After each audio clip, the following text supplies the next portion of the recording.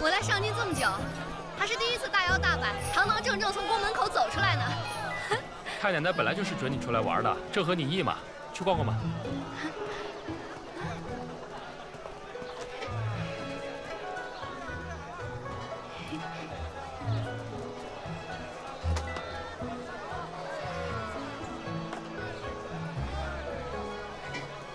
怎么，你要买给赵姑娘？没有，只是随便看看。赵姑娘那么端庄美丽，你一定很喜欢她吧？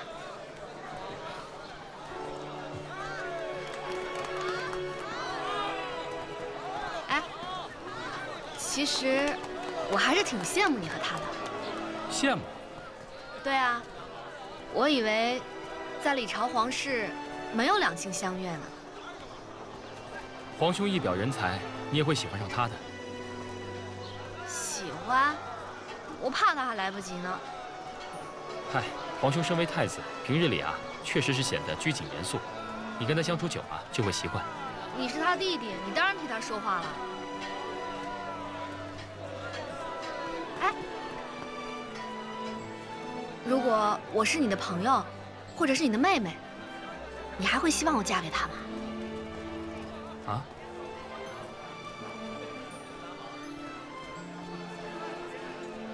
算了，问你也白问。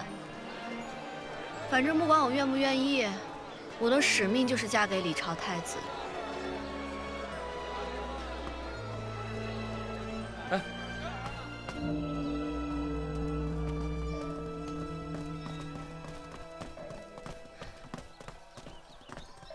万佛寺，你不是要查铜钱案吗？为什么要来万佛寺啊？既然毫无头绪，那咱们就来求求佛祖，说不定会有用呢。逗我呢？佛祖面前不打诳语，你如果心中有佛，又怎么会知道佛祖不会昭示一切呢？走吧。哎，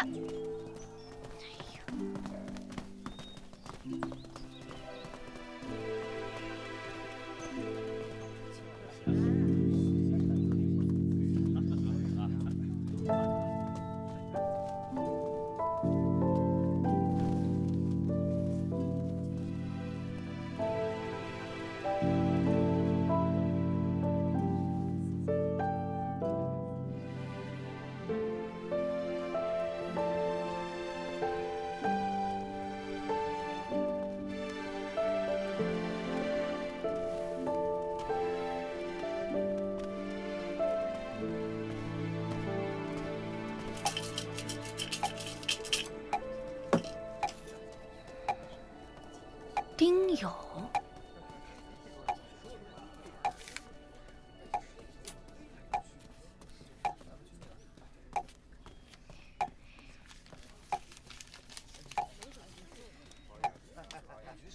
昔日显如玉自夸，近来思养不成家。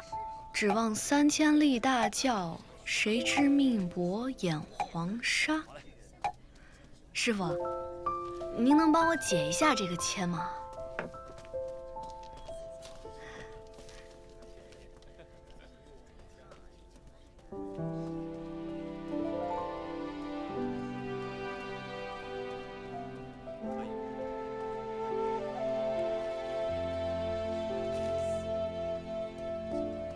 阿弥陀佛，老衲有一言赠与2位施主。2位施主缘定3生，只是一切皆有因果，善缘也罢，孽缘也罢，切记不可强求，一切还是随缘才好。我明明是男子，怎么会跟他有什么姻缘呢？哎呀！哎，施主留步。施主，切记切记，因缘相报，不可强求，不可强求。多谢师傅。阿弥陀佛。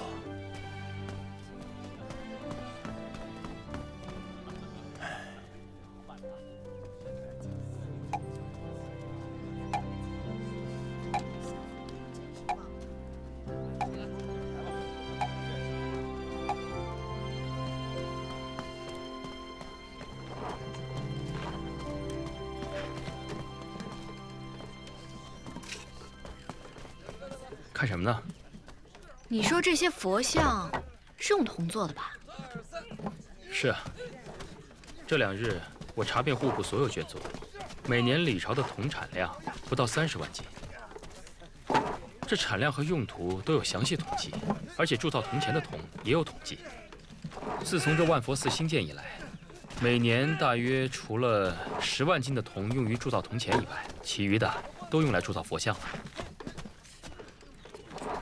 可是如果按照你所说，李朝每年的铜产量不到30万斤，其中有10万斤是用于官钱铸造。可是现在市面上流通的丝钱比官钱要多2倍，也就是说丝钱得有20万斤。那剩下哪里还有铜来铸造佛像啊？难道民间丝铜矿的产量比官矿还要多？啊，不对，撕开铜矿这可是杀头的大罪啊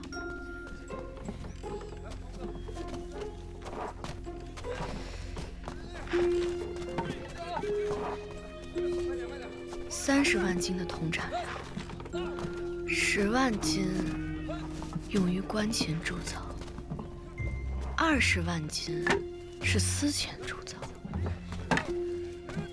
那这铜像的铜岂不是凭空多出来的？又或者说，铸造丝钱的铜才是凭空多出来的？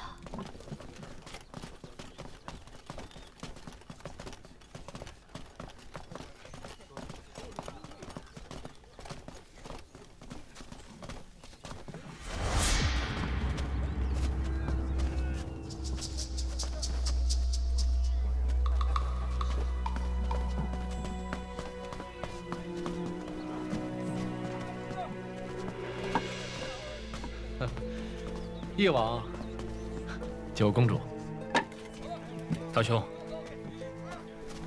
今日2位怎么有兴致来万佛寺？九公主听闻上京佛教兴盛，所以想来烧香礼佛呀。九公主想烧香礼佛，为何不让太子殿下作陪，却身穿男子服饰，悄悄前来？太子殿下陪不陪我，跟你李大人有什么关系啊？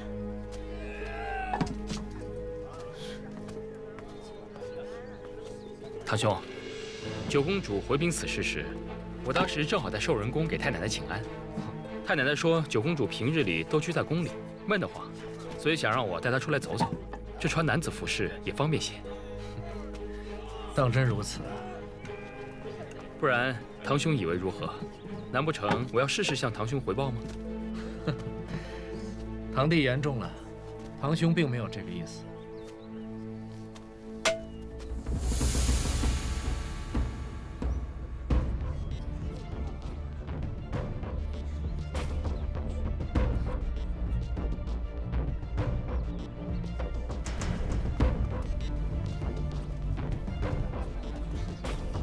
还不快走！走，快！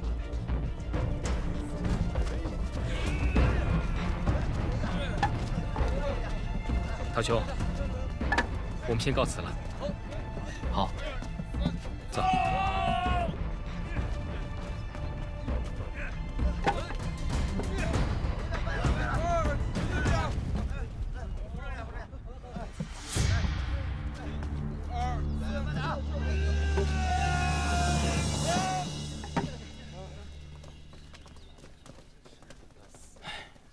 今日当着李燕的面，你真不应该敲那佛像。按理来讲，这么大的铜像，理应是中空设计的。可是我刚刚敲击佛像的声音明明很沉闷，像是实心的。他们一定是用了别的材料造了假，在外面漆了一层铜粉。你倒是清楚得很啊！那是，我可没有你想的那么不学无术。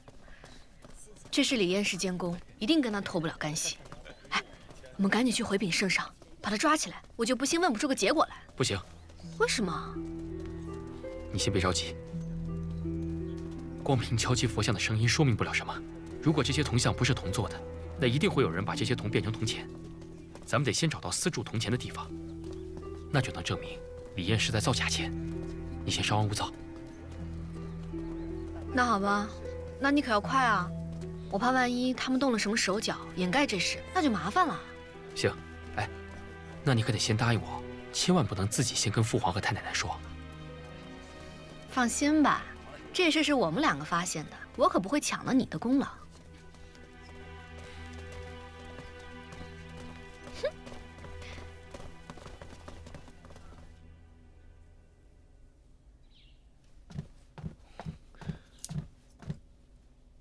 都下去吧。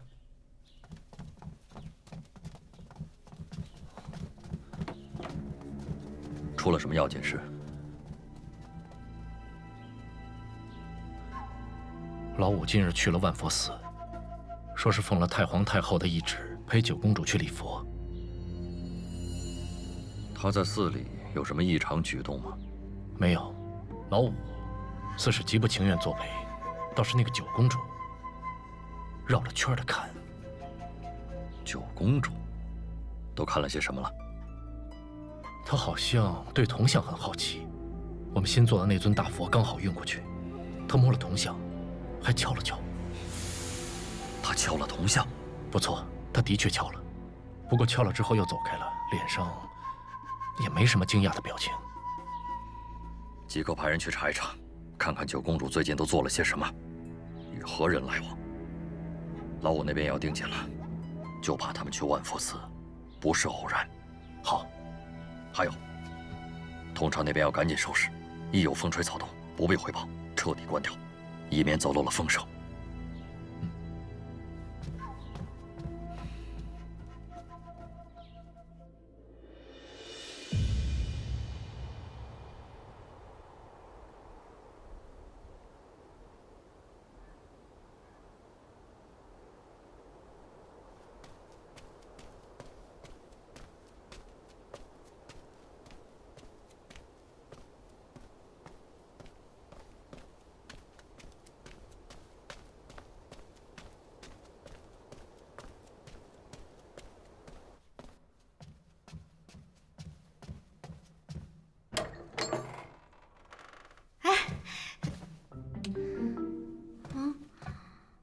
见过九公主。殿下吩咐，今日天冷，不用即刻修书，文书官们都还没来呢。哎呀，我找他不是这事。九公主，殿下已不在宫中，回府了。他不在了？那他什么时候走的？哦，走了有大半个时辰。一大清早？对。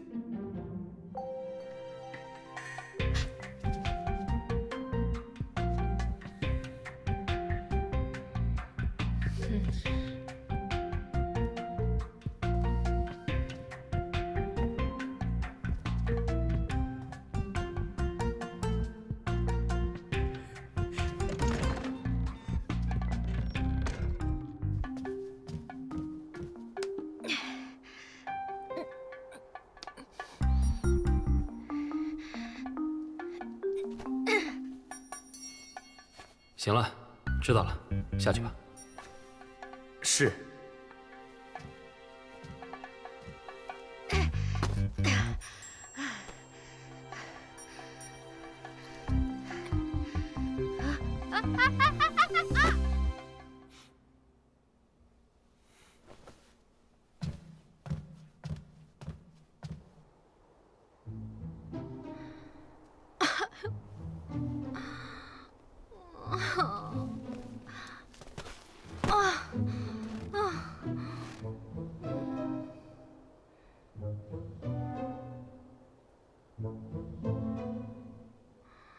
我就知道你在宫里，你干嘛躲着我？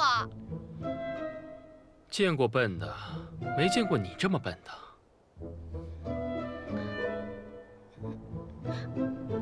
你还不扶我起来？哎呦，快扶我起来！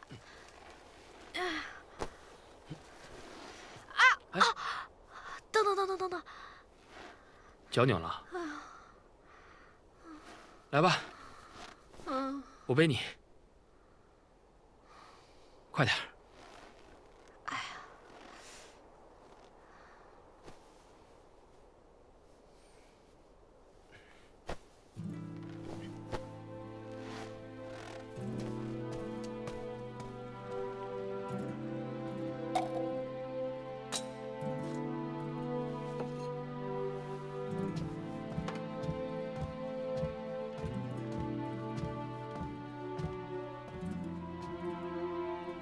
你为什么躲着我？我问你话呢。咱们从万佛寺回来都已经3天了，你为什么还不去告诉陛下我们那天看见的呀？你要等到什么时候呀？哎，你说话！我跟你说话呢，你聋了？哎，轻点，轻点！哎。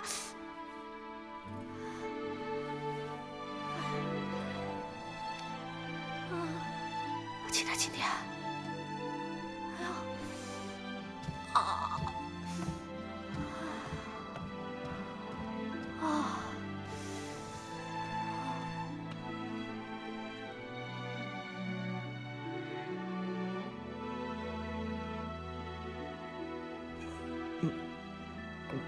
不，那他刚才确实不在。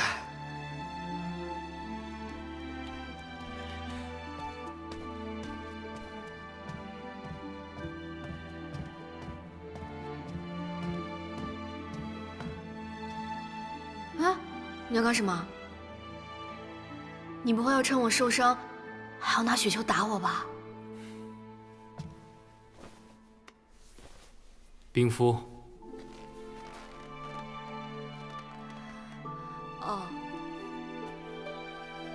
啊，轻点，轻点。施恩，你去把那些卷宗悄悄还回去，不要声张。 是，什么卷宗啊？是不是那些户部账目啊？哎，那个不能还，那个要给陛下看的。哎，那日我与你说的只是账目，并非确凿证据。你那些推测也只是推测，算不得什么。怎么是推测？我们亲眼看到的呀。我问你，你有什么证据能通过佛像可疑，就说明这与私铸铜钱有关？ 李彦是我朝世子，若是没有确凿证据就去圣前告发，那就是诬陷。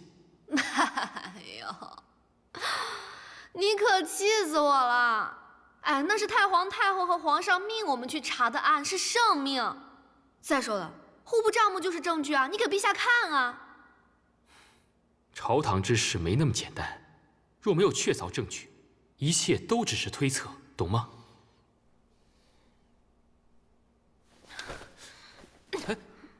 你不去说，我说。站住！你知不知道，这宫中多嘴之人活不长久。你不管做什么，一定要保护好自己，听到没有？坐下。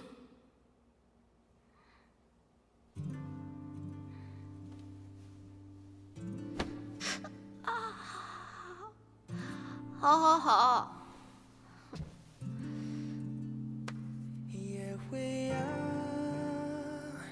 月色亮，映西窗前尘世，生死凉。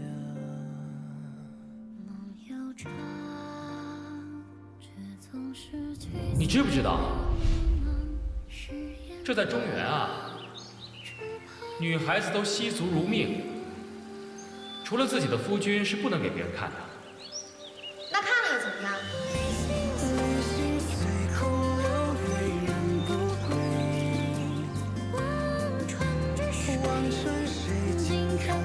尘是非，时光倒回，饮下忘情一杯。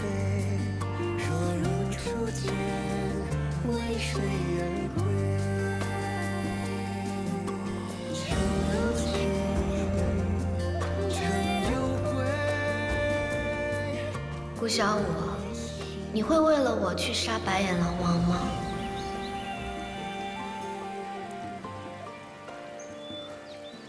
谁让我看了你的脚呢？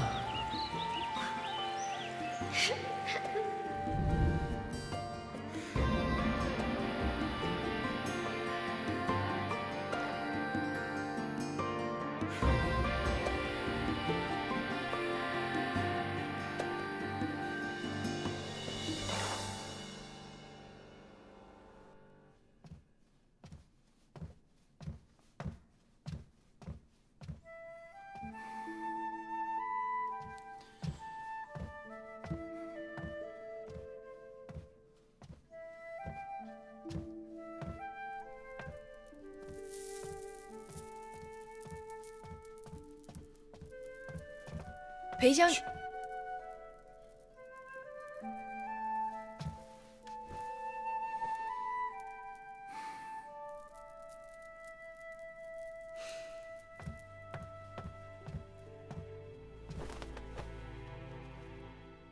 幸亏你来了，一会儿啊，你帮我把他背回房间。这个人醒着的时候飞檐走壁，喝多了以后醉猫附体。你说他以前应该不这样吧？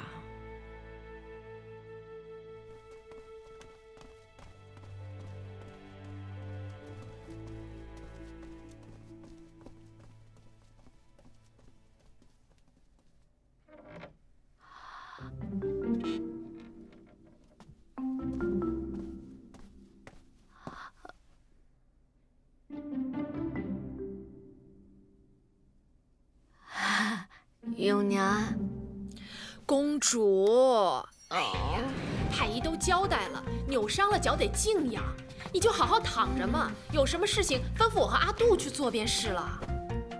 我就是想到后院去走走。你这脚就是在院子里伤到的，婢子只恨前日你回来晚了，没有看紧公主。我的脚现在都已经好了。哎呀，公主，还有不到1个月就是大婚了。如果再出什么纰漏，耽误了大婚，婢子可就罪无可恕了。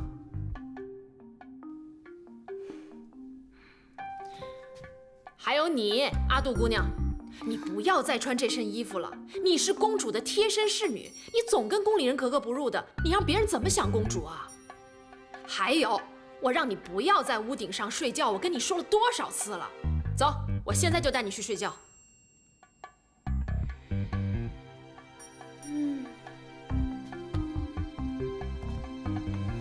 公主早些休息。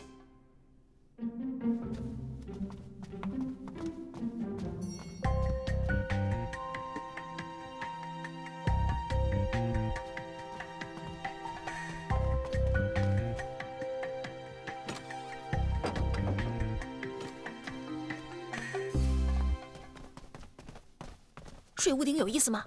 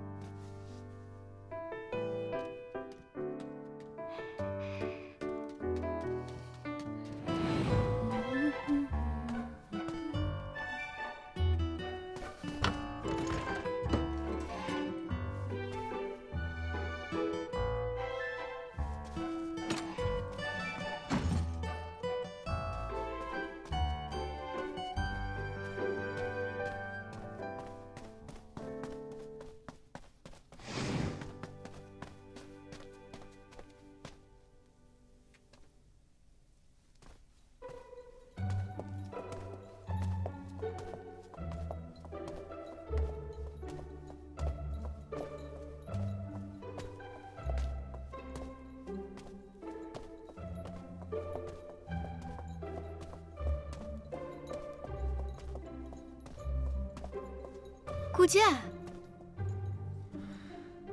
小凤，我终于等到你了。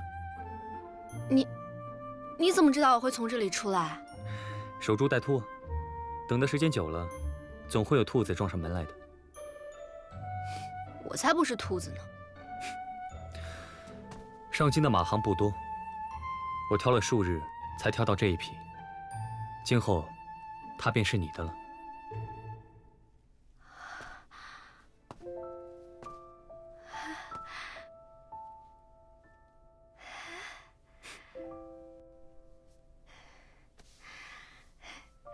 它跟我的小红马好像啊。今后我也是你的了。啊？我就是你的守护者，你可以随时的召唤我。我怎么召唤你啊？只要你想见我，或者需要我帮助的时候，就向天空发出这个鸣笛，我就会出现。我平白无故的找你干什么呀？再说了，我在这宫中自有侍卫重重守卫的。虽然你现在不需要，可是以后一定会需要的。比如，你想出宫却出不去的时候。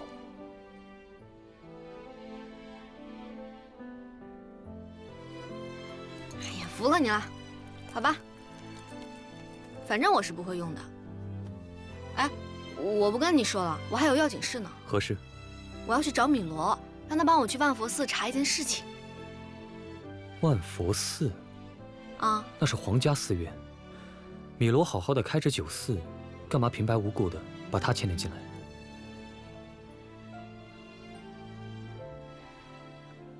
可是我在这上京城没有别的熟人了。哎，你这么快就忘了？我刚才不是说了吗？我是你的守护者，自然要护你周全。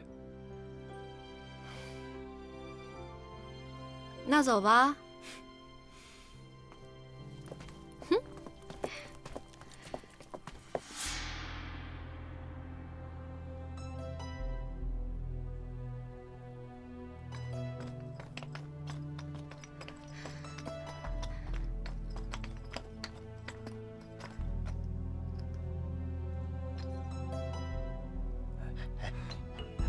小心点啊！行。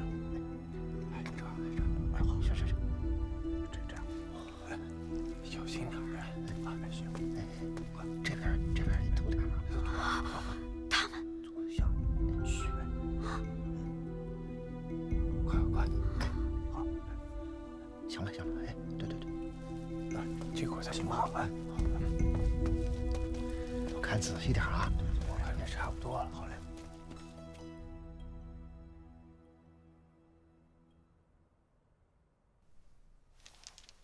再过几日啊，就是元日啦。你还没在上京过年吧？哎呀，这里的新年可热闹了。先是去祭神，然后呢就过1年1度的大宴，一直闹到元宵。各种各样的庆典呐，没完没了。你不是喜欢热闹吗，小凤啊？小凤啊，跟你说话呢。太奶奶，我要告状。告什么状啊？您不是和陛下命我和翼王殿下一起去查证那个铜钱案吗？他明明都已经查到证据了，就是不上报，而且还把证据都给还回去了。你说他这是不是有私心？我看就是。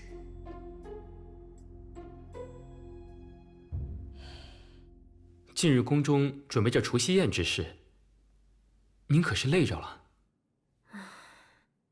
这宫中琐事虽然费力，但却不劳神。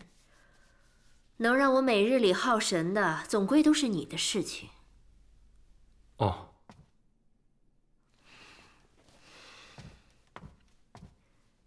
银儿，这单吃是你打下来的，你却讨了个修书的苦差事。原本是想你修书只是个名头，莫非是有什么办法可以让你父皇回心转意，换立你为太子？没成想你现在还真是专心一意的修起书来了。母后，其实……怎么，我说错了吗？哎，母后，我还真有一事，确实想让您帮我拿主意。什么事情？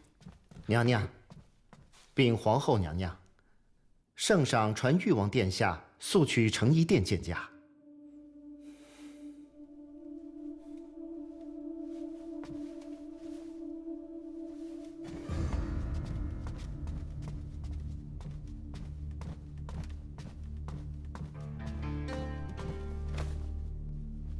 父皇，听闻这2天你没有传修书的文书官，应该是在查铜钱的事吧？进展的怎么样了？父皇，还没有头绪。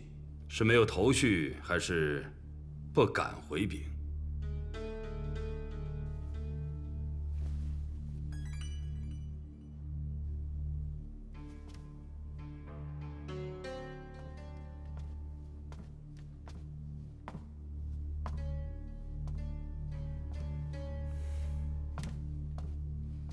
陛下。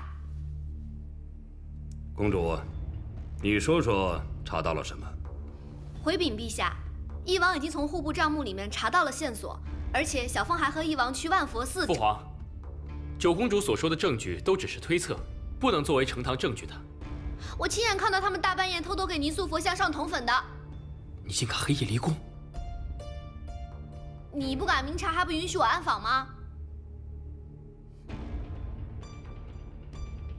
好了，万佛寺是谁督建的？回陛下，是李严。叫他过来。是。等等，把太子也叫过来。遵旨。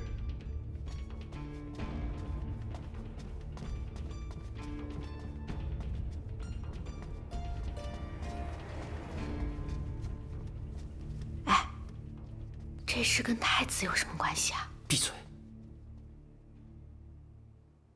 太子到！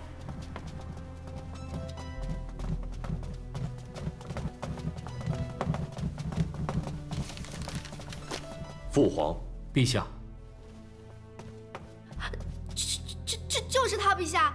那天我在万佛寺看到的人就是他。而且我那天敲击佛像的时候，他还一脸的慌张。如果他不知道佛像是泥塑的，为什么要慌呢？九公主说的这是什么话？我奉命督造佛像，对佛像稍微紧张些，有什么过错？那我问你，你铸造佛像的铜是哪儿来的？自然是户部拨的。户部拨的？告诉你吧，我和翼王已经从户部查过了。李朝每年的铜产量不超过30万斤，这其中呢，10万斤是用于钱币铸造的。可是现在在市集上居然有2倍于官钱的私钱在流通，也就是说，现在市面上的铜产总量超过了30万斤。如此说来的话，你这铜的来源恐怕不简单吧？你与翼王竟敢私自查阅我户部的账册？我奉命修订地方志。查阅文书典册时，也是无意间看到的。陛下，臣不知何处得罪了翼王殿下和九公主，平白无故遭此责难，请陛下给臣做主。太子，这件事你怎么看？父皇，儿臣与李彦关系交好，恐有帮亲之嫌。不敢妄议此事。朕许你说。李彦督办万佛寺佛像，事事亲力亲为，虽说不是没有一点差错，但也是尽心尽力。如今挪用佛像用铜，那是大罪。儿臣相信李彦不会做出这种事情。现仅凭九公主一面之词，恐怕不足为信。你什么意思啊？陛下，小凤不懂朝堂之事，我也跟别人没有什么仇怨。可是我只是受命于圣上，想知道事情的真相罢了。如果他们不相信，大可以去万佛寺打开佛像看看。陛下，如今佛像已经享有供奉，如果现在打开，只怕会惹怒天下信徒，且此举有违佛道。只怕会惹来无妄之灾呀！陛下，你们造假佛像，难道就不有违佛道吗？若打开佛像没有问题，反惹来天怒人怨，后果谁来承担？这岂非两难？不破开佛像，又怎么能知道它有问题呢？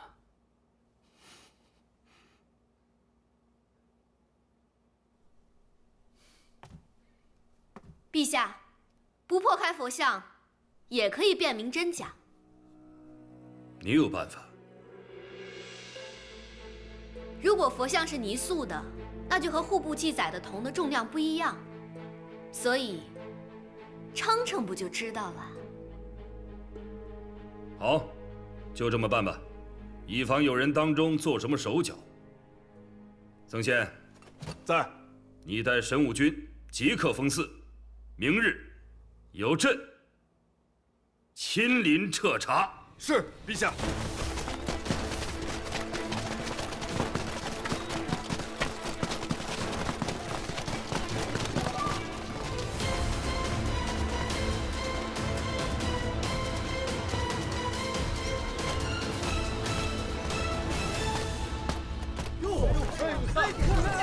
这么大！哎，你看，他这干嘛去啊？再没见过。对呀，早上叫我娘过来一起看的，妹夫就在我这儿呢。来，这怎么用大象拉着佛像呢？称象，用船来称佛像的重量。哦，这还是头一回呢。哎，你瞧那个头。太壮观了！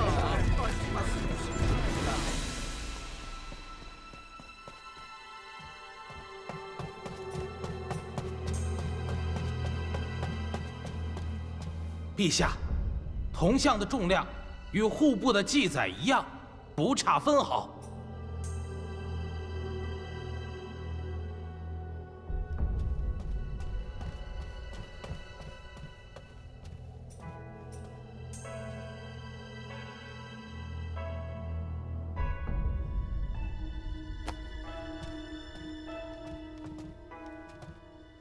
九公主，如何呀？还需要再验一尊佛像吗？陛下，我亲眼看见有人给泥塑佛像刷铜粉，这佛像一定是有人掉了包。启禀陛下，昨日微臣亲自在万佛寺守了整夜，佛像绝无可能被人调包。不可能，我亲眼看见的。有人拿性命做了军令状，看来今日是要当众耍赖呀。李艳，得饶人处且饶人。九公主又不是军武之人，立什么军令状啊？咱们只当是搭了个戏台子，陪九公主和武帝看了场戏罢了。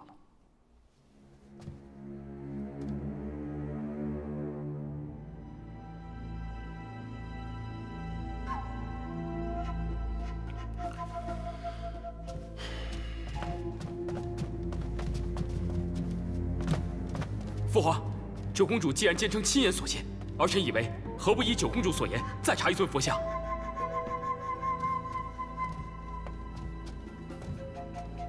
胡闹！你把皇家颜面当儿戏了。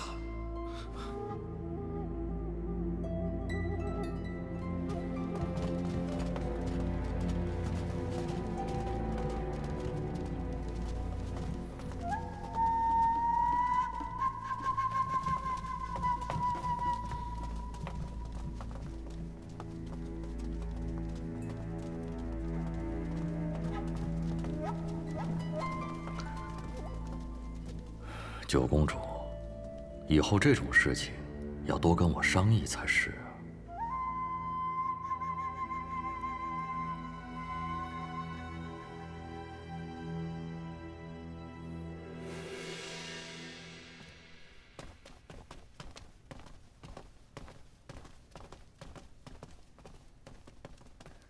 翼王殿下。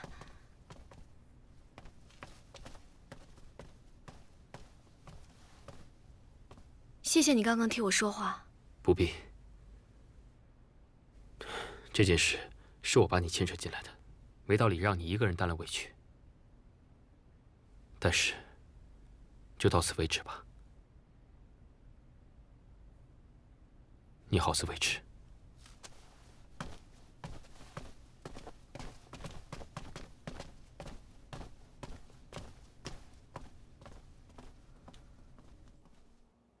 殿下呀，你糊涂啊！今日怎么可以拦住皇上说那样的话呢？他在前面冲锋陷阵，我总不能做缩头乌龟吧？况且此事因我而起，我总得给他个交代。今日殿下贸然行事，必然会惹得高相不快。我们还没有站稳脚跟，不能和高相交恶啊。是，高相那边我会处理。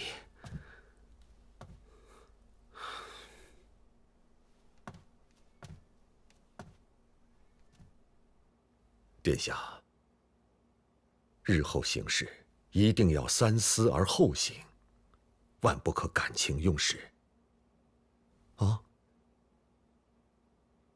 是。程英明白。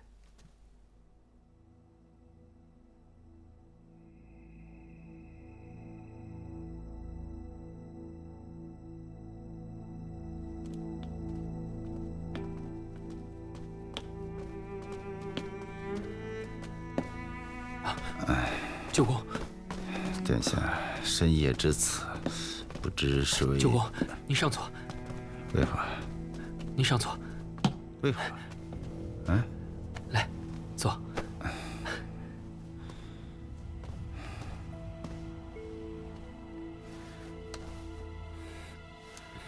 殿下到底为何？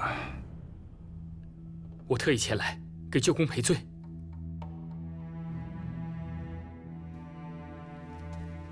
是我行事鲁莽，走乱了舅公和表舅给我安排的一盘好棋，才会酿成如此大错。殿下尚显年轻，行事冲动，可以理解。舅公，我当时只是想，事已至此，九公主身份尊贵，总要有人帮她说话才行，我就站了出来。是我太冲动了，以后我一定谨遵舅公和母后的教诲，不会再擅自行事了。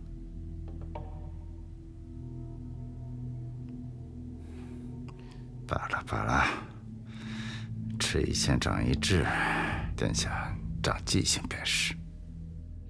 是。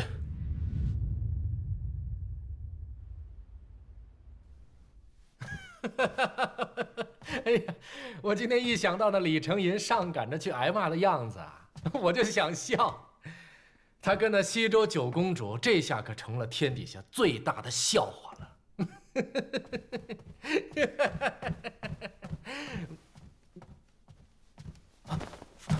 爹，你下来。哦。今日之事还要多谢叔父，幸亏您行事缜密，将一切料理好，把佛像调包，要不然我跟李艳可真是跳到黄河都洗不清了。殿下言重了。姜还是老的辣。李成银背后有高相又如何？那还是不如我爹呀。你给我闭嘴！捅那么大个篓子，脑袋都快搬家了。爹，这不是都解决了吗？连个黄毛丫头都对付不了。要不是他日后要成为太子妃，我早就给他做了。此事虽然就此打住，可如今老五把我们底下的账都给查了出来，我们什么都动不了。武帝知道的实在太多了，着实让人不安呐。要我说啊，就该把这老五给做了，省得他没事跳出来乱咬。休得胡言乱语。这是上京，不是西境。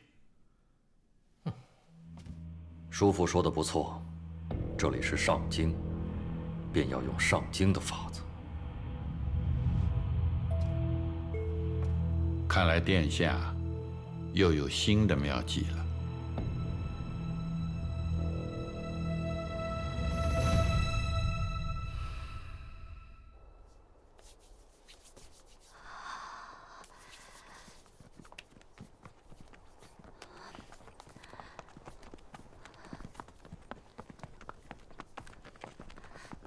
玉，殿下，瑟瑟，你怎么来了？快进屋，走。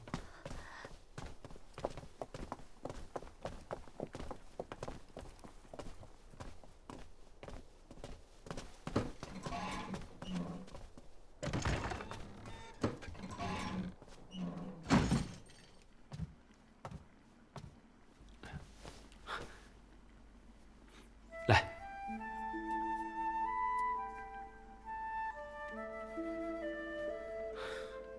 你若是要来，叫下人通报一声不就行了？何必一个人在外面站那么久？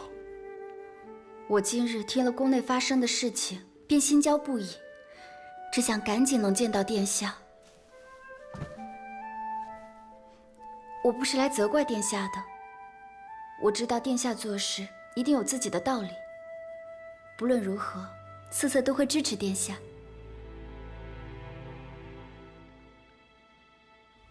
瑟瑟，你有心了。但是殿下与那九公主是……我与她只是一起奉圣命查案而已。她是准太子妃，殿下总要把握好与她相处的分寸，免得落了外人口实，传出一些不好听的话来。外人都知道你我情投意合，哪还会传什么闲话呀？瑟瑟有殿下这句话，便什么都安心了。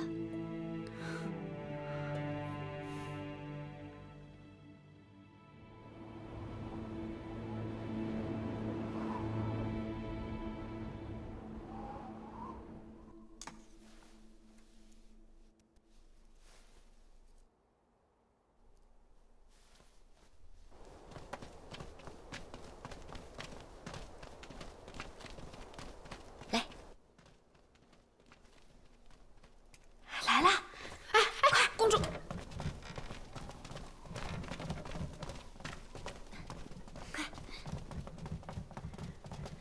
小风、有宁、洛西，你们可来了！今天外面这么大的雪，我都以为你们今天不来了呢。怎么会不来呢？好不容易才向太奶奶讨来的。我看呀，你是打着小风的幌子向太奶奶讨来的吧？哼，也不看我是为了谁。我可是听说了，某人今天要去，才巴巴的赶着今天呢。哦，这雪大才好呀，我们可以泡着温泉，一边赏雪一边喝茶，这才是人间美事。别说了，我们即刻出发，还能赶得及申时进温泉池。那我们现在赶紧走吧。走。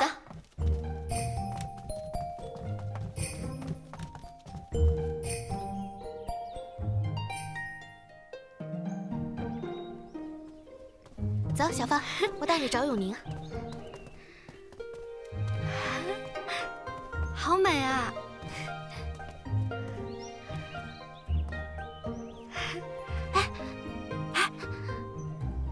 这永宁跑得可真快，我们不过就绕了2步路，他都已经进去了。哎，嘘，别说话，我吓一吓他。好，走。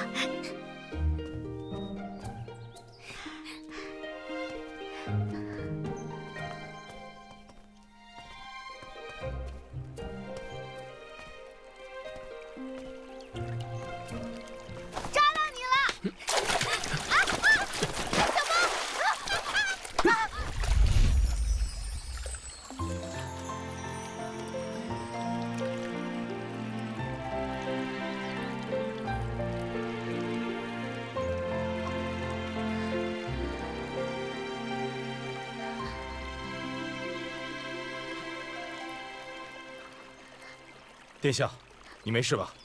别回头，带罗西下去。是。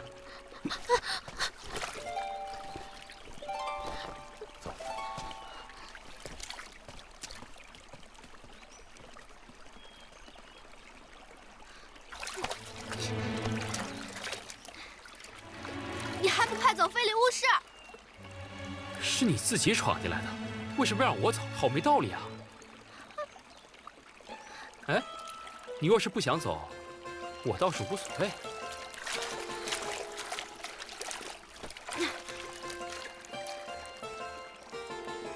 我还就不走了，你能把我怎么样呀？哼！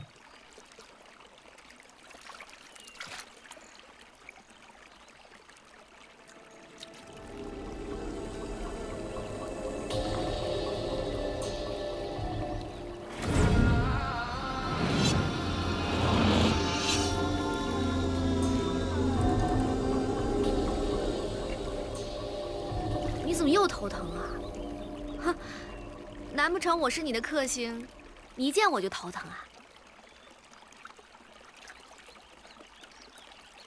哎，好在我不用娶你啊。那我还要谢你不娶真呢。有温柔贤惠的赵姑娘，这当然是天底下最好的亲事了。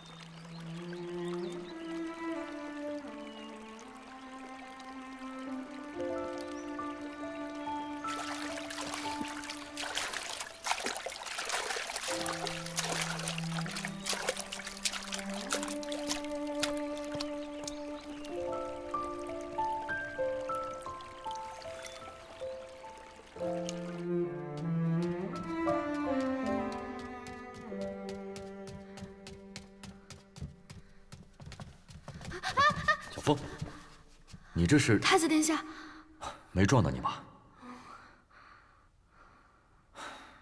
真是没想到你也在此处。你是要去哪儿啊？我找不到洛溪了。我方才见个人急匆匆的去了侧殿，倒像是洛溪的样子。哦，小风，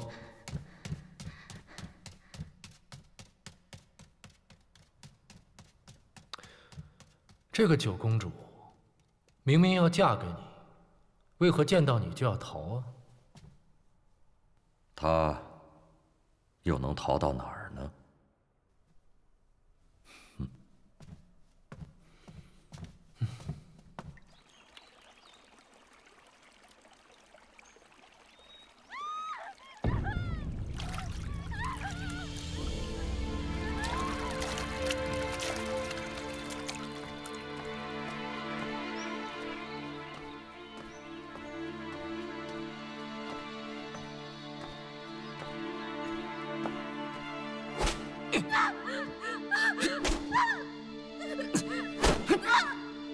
饶了奴婢吧！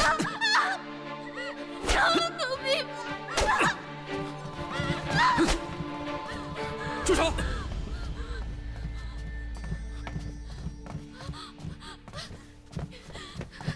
玉皇殿下，求求您救救奴婢吧！玉皇殿下。哟，翼王，哼，你这是佛像撑得不过瘾，连太子的事情你都要管啊？啊？这是我的奴婢，就算要惩罚，也自有宫规去罚他，还轮不到你来用私刑。这个贱婢，她惊了太子的马。别说我鞭刑她，就算她死个100次，也不可惜。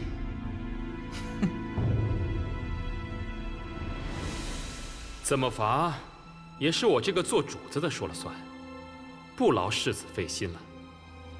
婵儿，起来，我们走。是。翼王，莫非这贱婢是你的相好？你这样护着她？身为世子，嘴巴还请放干净点儿，别跟个下等奴才似的。你说什么？皇兄，弟弟自会处置手下的人，这奴婢我就先带走了。走。五弟。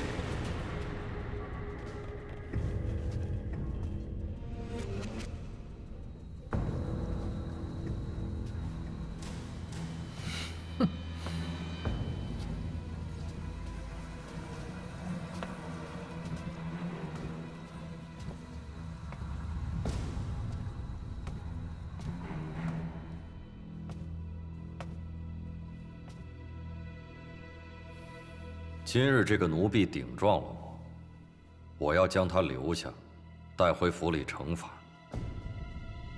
难道你认为我处事不公吗？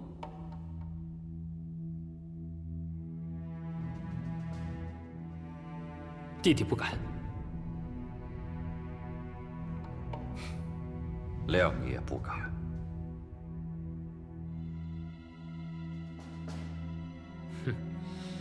皇兄，你我之间也不至于因为一个奴婢闹得不愉快吧？既然皇兄想要亲自处罚，那我过几日便派人去皇兄那把人领回来，还请皇兄给弟弟几分薄面，留他个活路。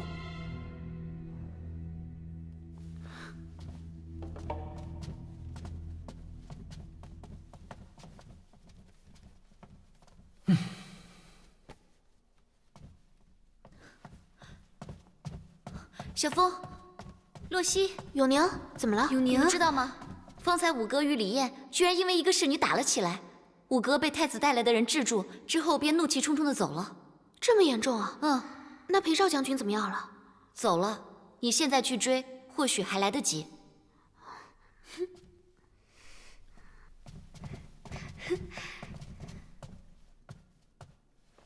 洛溪啊，你们用过晚膳了吗？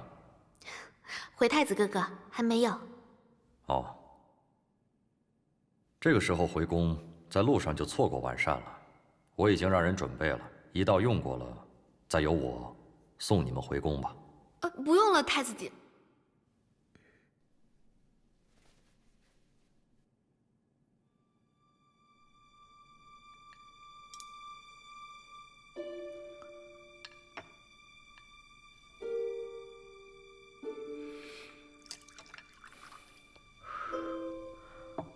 小风，你好像很爱喝这碗银耳雪梨汤啊。这个挺好喝的。女孩子就喜欢甜食，你若爱喝，我这一碗让于你。不用了，太子殿下，我怎么能要您的东西呢？无妨，日后咱们就是夫妻，莫说是一碗汤，你要什么，我都会给你。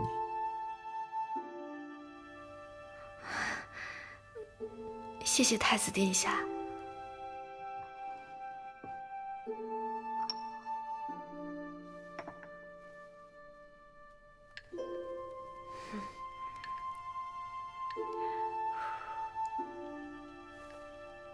就算爱喝也喝慢一点，免得噎着了。永宁、洛熙，你们是否也想要些甜品？不用了，太子哥哥。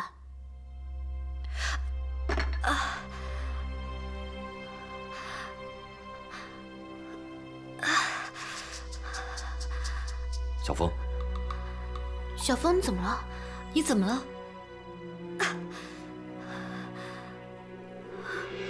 小风，小风，小风，小风！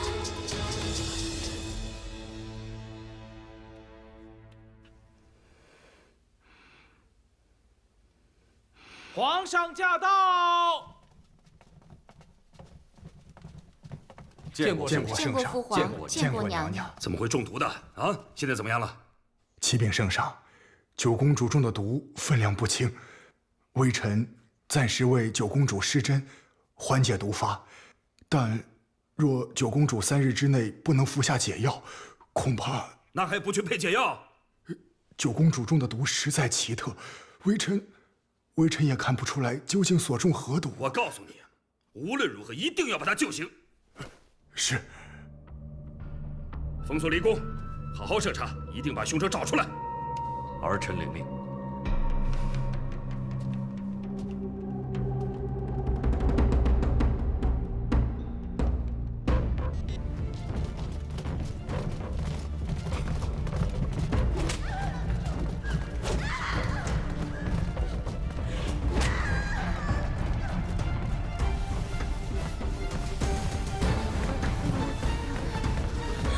你带进去。不要，不是我，不要！查得如何？快说。回禀圣上，微臣细细查验过昨日九公主食案上进过的食物，除了一碗银耳雪梨之外，其余的都没有毒。启禀圣上，臣已经亲自盘查了离宫膳房所有人等，并无可疑之处。离宫上下也未发现藏毒之处。那这2日有谁进过离宫？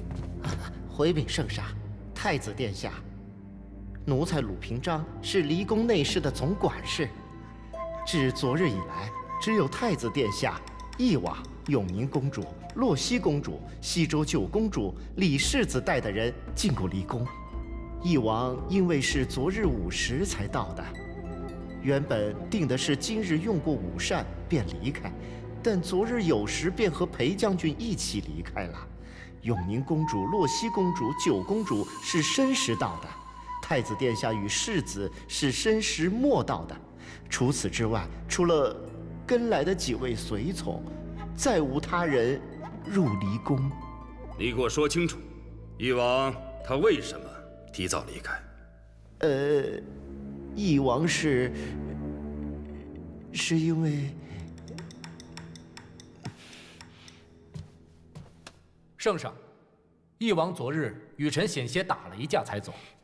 李彦，圣上面前休得无礼。圣上让说清楚。继续说。昨日翼王的一个婢女惊了太子的马，于是微臣想替太子教训教训这个婢女。谁成想，臣还没有说几句话，便被翼王给拦住了。臣也险些被翼王给打了。后来多亏了太子殿下前来苦苦相劝，翼王才肯罢休。翼王那日带了裴将军，看他二人的势头，要是打了起来，只怕是连太子也要一起打呀！住口！圣上向来希望我们兄弟和睦，今日我没拦住他们，便是我的不是。父皇，都是儿臣的错。陆平章，你继续说。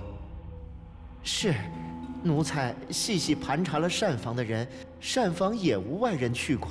圣上，若是没有外人，那便是有内鬼呀。那到底是谁送的甜品？回禀圣上，是奴才负责送的甜点，但医王的奴婢婵儿在殿外就拿走了10盒，是他亲自送到殿内的。莫要胡言乱语！奴才却是亲眼所见的。把人带上来。是。把人带上来。圣上，奴婢冤枉，奴婢冤枉啊！启禀圣上，我们去捉拿此婢女时，她正在汤池子边将这袋东西倒进池子里。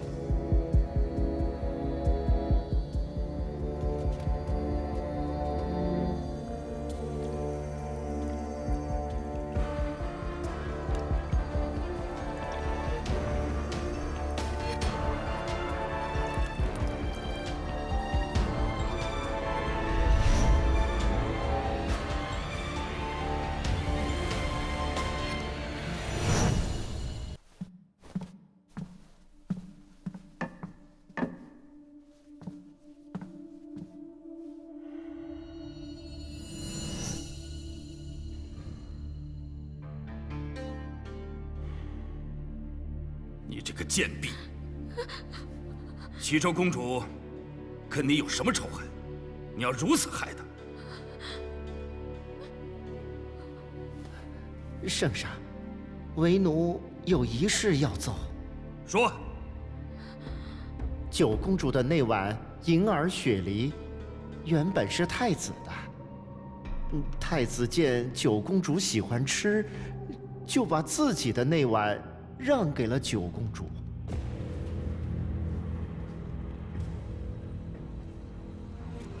真是如此吗？回父皇，确有此事。哎呀，原来这贱婢要毒害的是太子殿下你呀！哼，我说呢，翼王不顾亲王之尊，跳出来为你打架，临走时却不带走你，反倒叫你留在太子府受罚。说，主使你毒害太子的，是不是翼王？李艳，你怎敢如此指证翼王？我是有凭有据，人证物证俱在。父皇，切莫听信李艳风言风语，武帝绝无可能会做出此种忤逆犯上之举。圣上饶命！曾宪，在，马上带兵去翼王府，封锁搜查，没有朕的旨意，谁都不能进出。是。即刻回宫，你找人通知高相，越快越好。是。你们是什么人？竟敢乱闯！让开！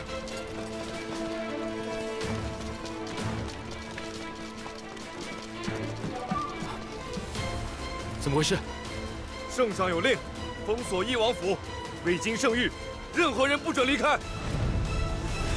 什么？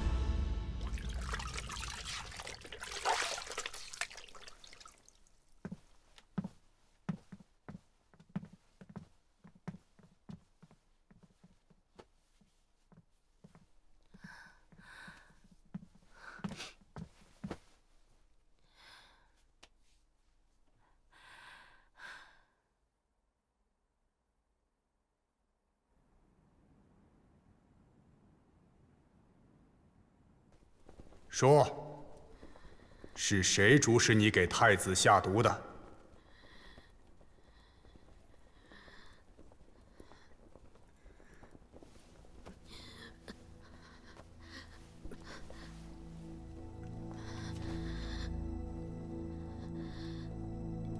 一切都是我自己的主意。太子罚我，我记恨于他，没有任何人主使我。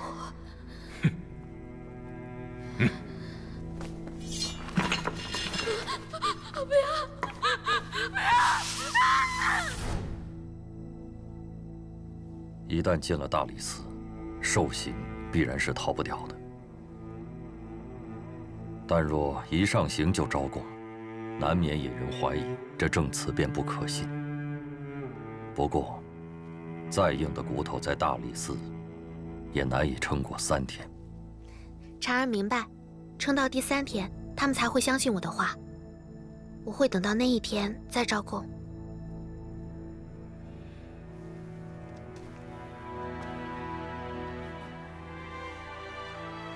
辛苦了。能为殿下做事，是婵儿的荣幸。殿下对婵儿的恩情，婵儿万死难忘。你的家人我都会照料好，你便放心吧。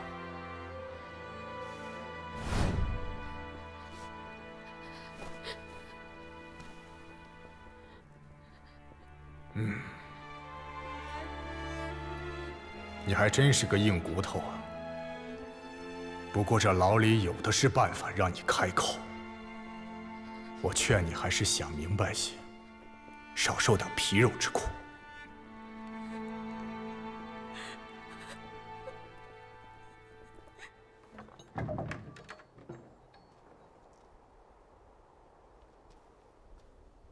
小姐，来，快！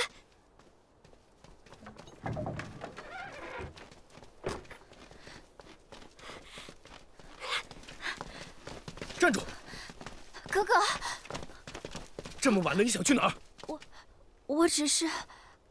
你知不知道，现在翼王府里里外外围满了神武军，不要说你了，就连只苍蝇也飞不进去。可是哥哥，翼王殿下现在出了事，难道我就只能干着急，在府中坐以待毙吗？若是能去看看他，我也能安心些啊！你一个姑娘家知道些什么？若是在这节骨眼上走错一步，咱们赵家也会满盘皆输。翼王现在自身难保，我不许你趟这浑水！不行，我今天一定要出去！你给我回来！来人，哥哥，把小姐送回房间看好。没有我的命令，不许她出门。哥哥，小姐，小姐，放开我！放开，哥哥！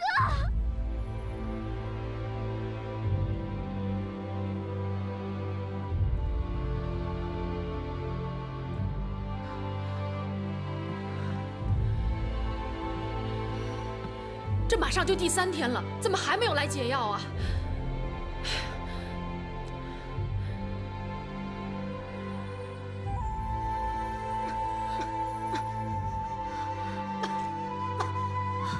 公主，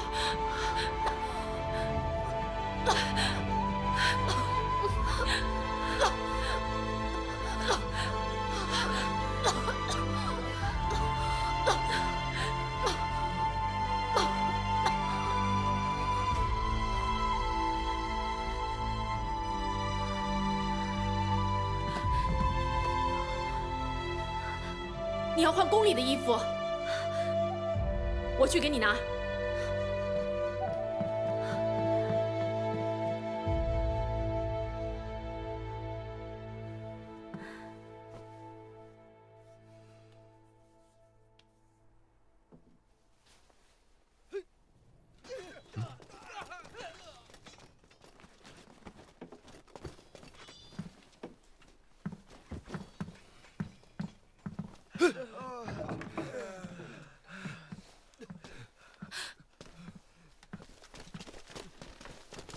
殿下，这不是那西周九公主身边的单吃侍女吗？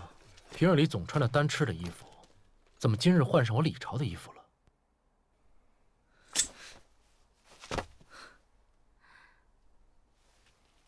你这是做什么？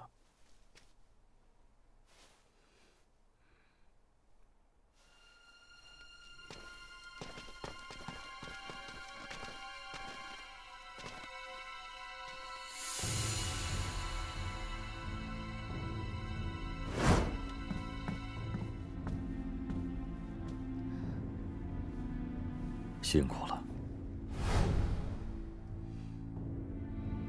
殿下，依我看，根本不用理这侍女。我看她不仅是个哑巴，脑子还有问题。我知道你担心九公主，但下毒的人是翼王，你要解药，不该找我。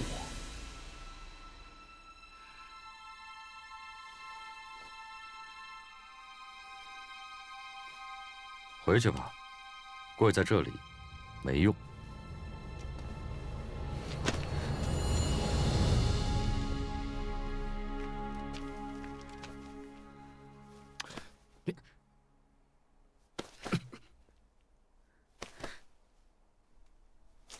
放手！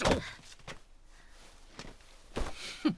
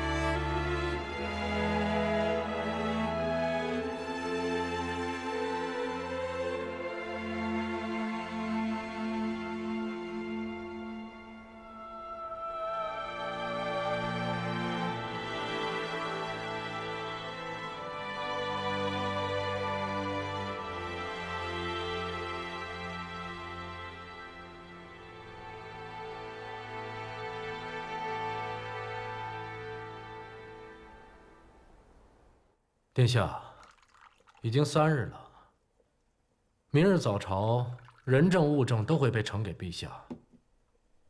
李承寅算是完了。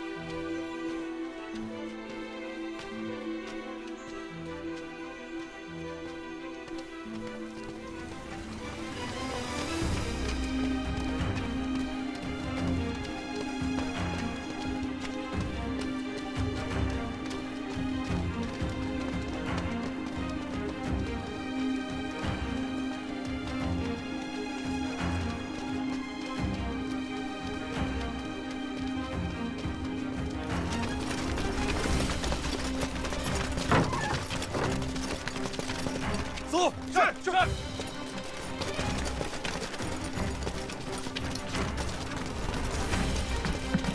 是。把松子接了，肯定是。别找到了，这边看看。这边，走，啊。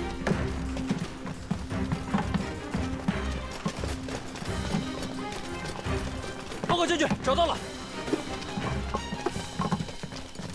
走。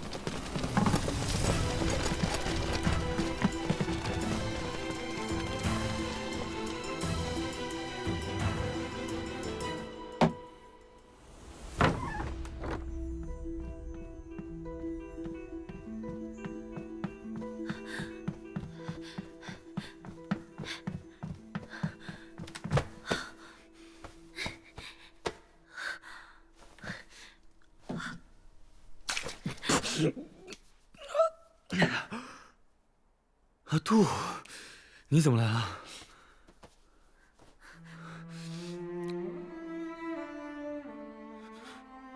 小凤出事了。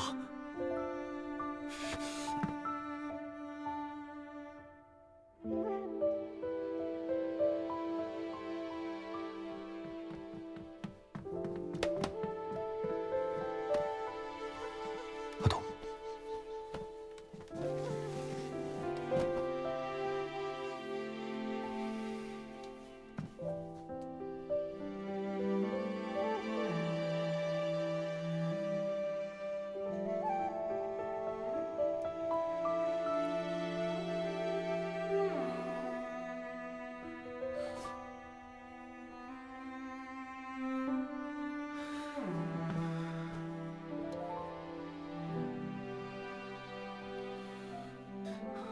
他中的是西境奇毒血精，现在要配解药的话，已经来不及了。我有办法把他毒给逼出来。这样，阿杜，你去准备2个铜盆，倒上清水，然后在门外守3炷香的时间，无论发生什么，别让任何人进来。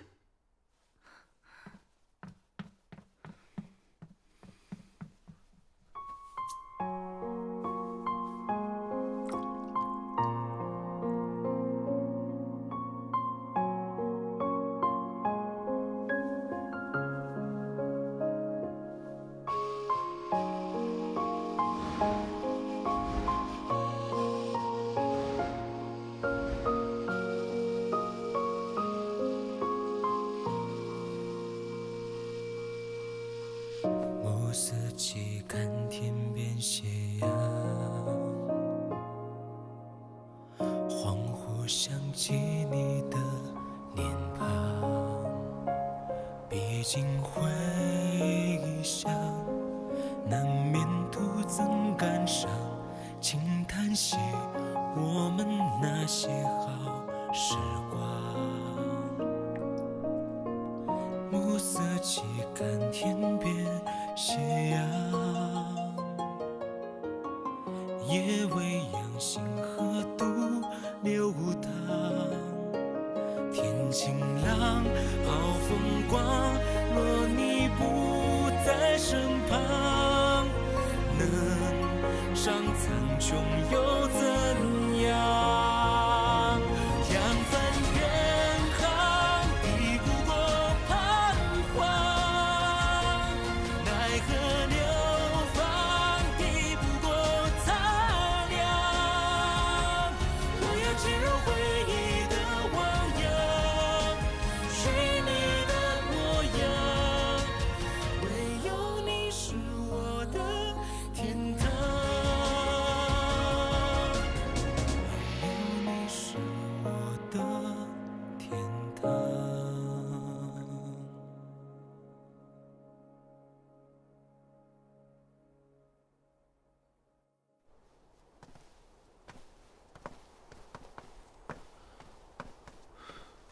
我认识路，你回去吧。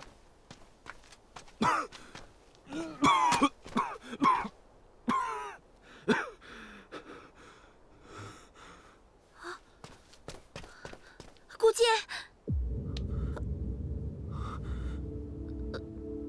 阿豆，你没有哑？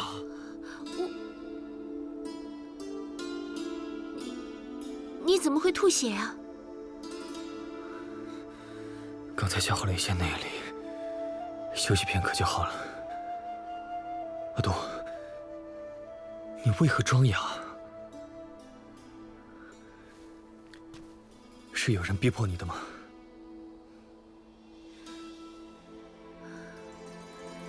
我只有不说话，才能一直保守着他忘记的秘密，就能一直留在他身边保护他。我没有家了，他是我唯一的亲人。只要他能开开心心度过每一天，我活着就有意义。阿杜，难为你了，快回去吧，照顾好自己。以后要有事，或者想找人说话，就来找我。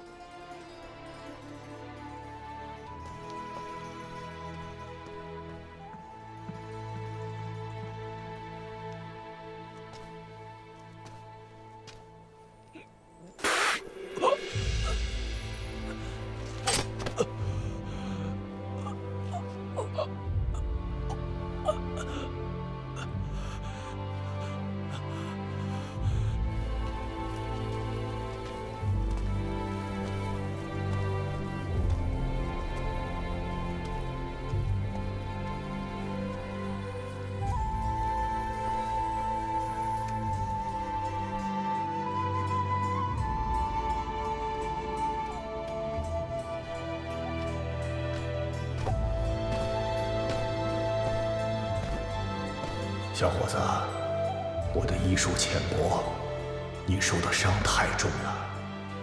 它伤及了你的要害，五脏六腑在你跌落悬崖的时候也有损伤。我这些草药只能勉强维持你的生命。我还能撑多久？如果你是安心休养，不消耗你的精气和内力，不受太大的刺激，也许能活得长久一些。如果动了你的元气，伤了你的心力，那可就不好说了。你现在身体里好像有一个装毒药的小瓶，一不留神就会被打翻，到时候毒药倒出来会蔓延你的四肢百脉，你一定要慎之又慎啊！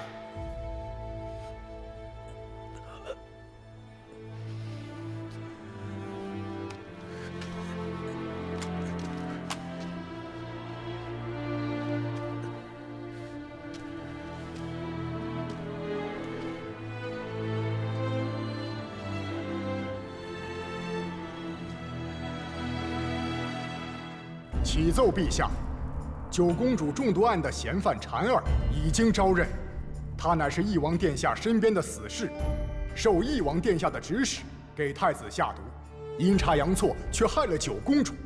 根据嫌犯的供词，我们从翼王府书房内搜出了毒物，此案人证物证齐全，但因牵涉皇子，案情重大，微臣不敢擅断，故奏呈陛下圣裁。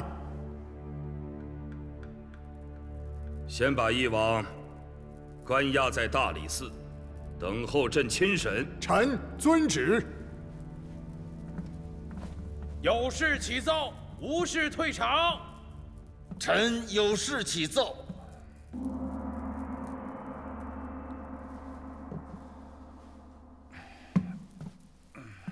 高相，请讲。陛下，臣斗胆进言。此婢女的行为和证词不足以证明翼王有罪，她有可能是作假或者诬陷。翼王性情温厚善良，历朝上下人人皆知，恐怕此事另有隐情。请陛下重审翼王案。请陛下三思啊！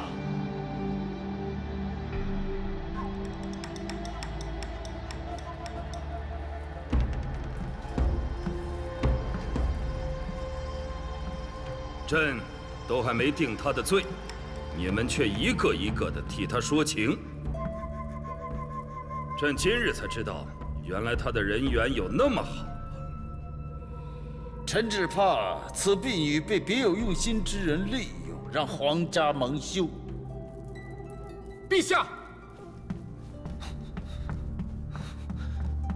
陛下，现已人证物证俱全，还有什么好查的？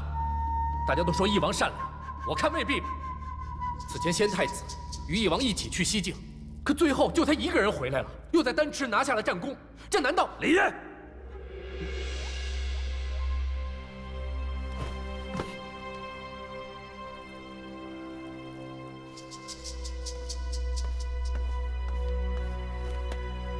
父皇莫听李彦胡说八道。即使武帝真因婢女之事对我怀恨在心，他也不会对大哥下手的。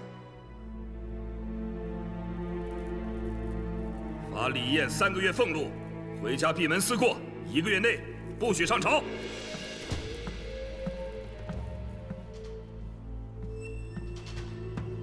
退场。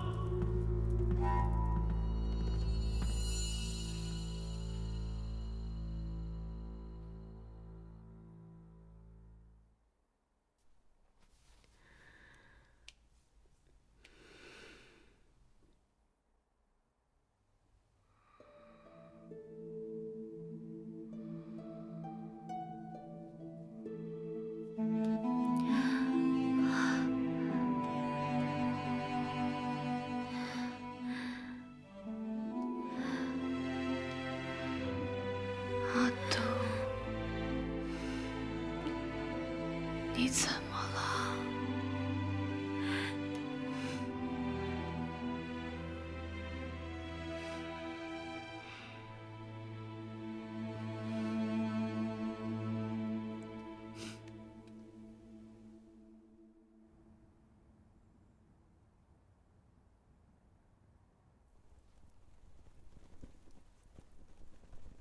你若早点认罪，朕可以从轻发落。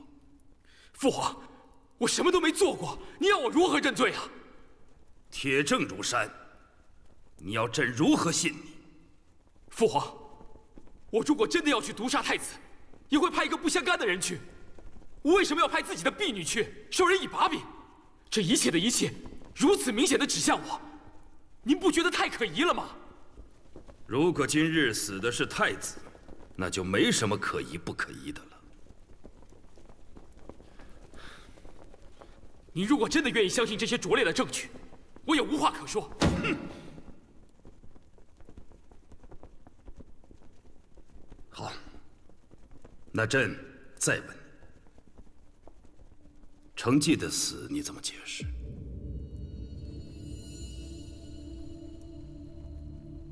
父皇，您这是什么意思啊？我不明白。当时是你们2个人一起去西静安护府的，为何到最后只有你一个人生还归来？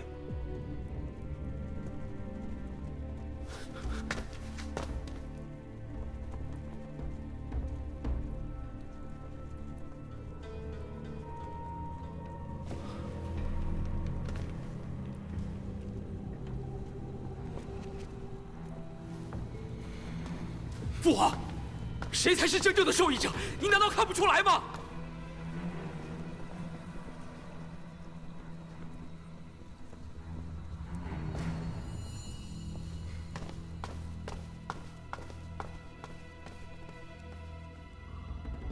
皇兄，武帝，我了解你的为人，但我想告诉你一件事：今日有人保护你，明日便有人害你。而这些人，都将会是一种人，为权力追逐，为权力疯狂的人。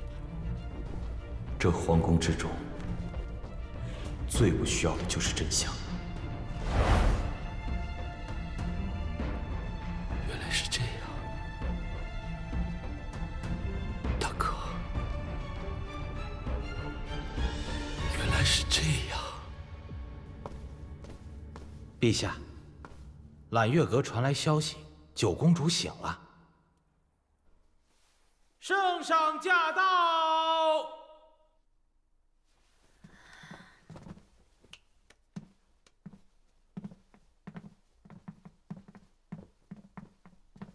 参见陛下。都免礼吧。她怎么样了？我来的时候，公主刚醒，她身子还虚。用过药以后，就又睡了下去。不过太医说了，再调养些时日，便可无碍。好，太医，他的毒是怎么解的？陛下，臣也是不得而知。公主可能是吃了灵丹妙药。永娘。陛下、皇后，婢子也不知晓，只是早晨一醒来便看到公主醒了。昨晚阿杜一直陪着公主，但她是哑女，什么也说不出来。醒了就好。皇后，你差人去拿一些调理元气的补品过来，让公主好好的调养调养。是，陛下。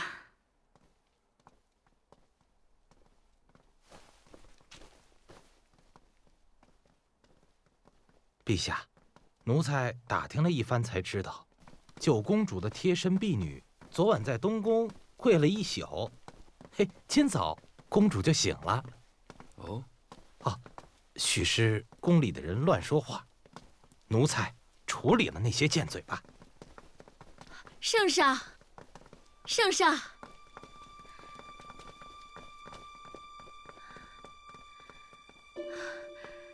圣上。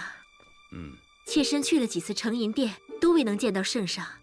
妾身，媚娘，朕知道你为翼王的事情担心，可是此案呢比较特殊，朕怕有失公允，所以没有见你。你不会怪朕吧？妾身不敢，只是妾身思儿心切，有失了分寸。放心吧，早上高相还有其他的大臣已经为他求情了。更何况，翼王是朕宠爱的儿子，朕不会对他怎么样的。妾身谢过圣上。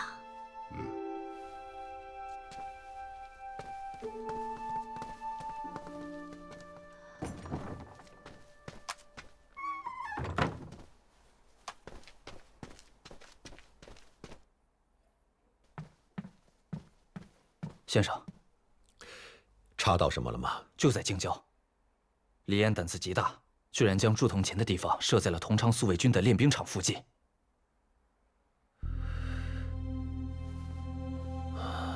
他还真是会找地方啊！同昌宿卫军，不就是忠王的府兵吗？怪不得咱们在城里头翻了个底儿朝天，什么都没找到。李岩和太子已经将那作坊关了，如今宫内无人接应我们，如何让圣上知晓？在上京，想让皇上听到一两句话，还不容易吗？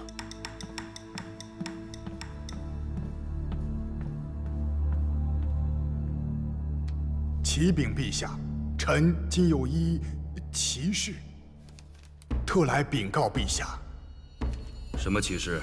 臣听说近日有百姓在同昌宿卫军练兵场附近挖出了不少铜钱，臣便派人前去查看，结果发现这些铜钱与官制的铜钱有细微差别。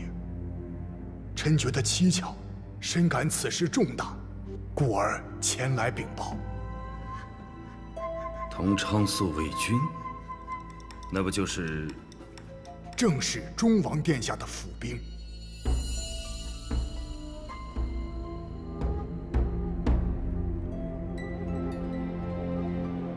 这事你不可以告诉别人。你先退下。是，陛下。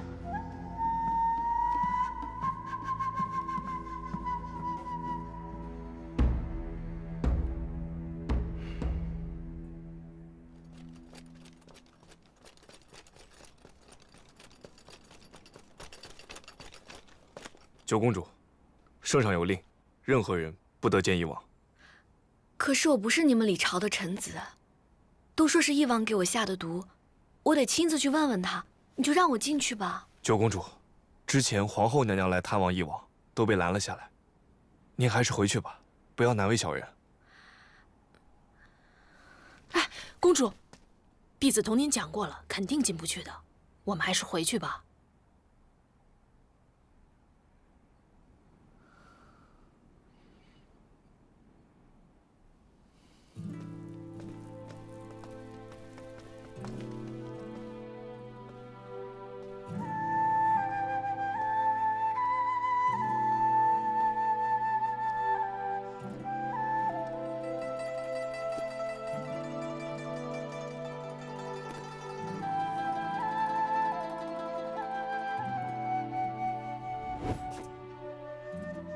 只要你想见我，或者你需要我帮助的时候，就向天空发这个鸣笛，我就一定会出现。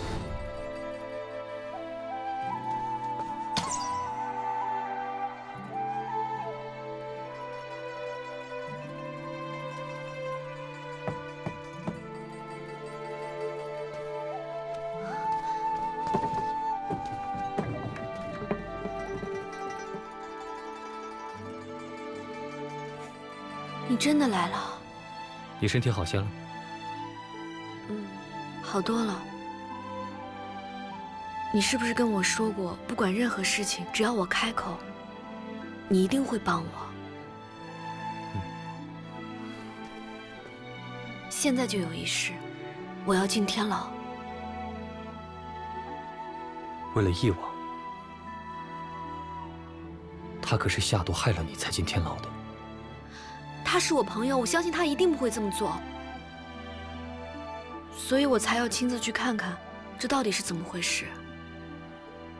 我给你的鸣笛，并非用在此处。但既然你开了口，我肯定会帮你。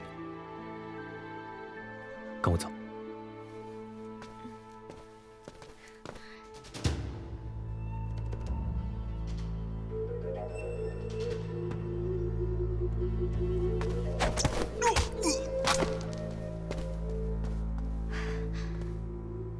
这个天牢关的都是皇室贵族，而且都是暂时羁押，所以没有旁人。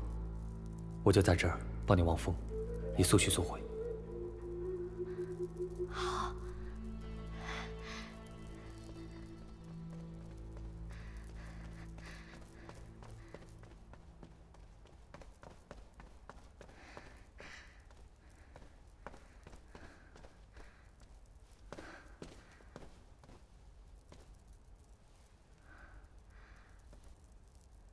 李承言，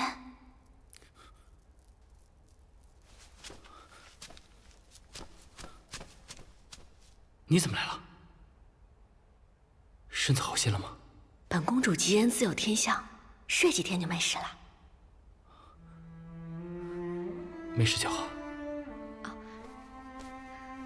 我给你带了些点心，还是热乎的，你快趁热吃。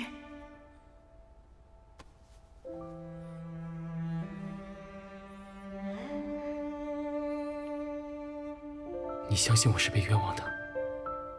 我当然相信你了。我们刚查完太子和李艳的事，结果2个人就都出了事情。想想就知道，这里面一定有蹊跷。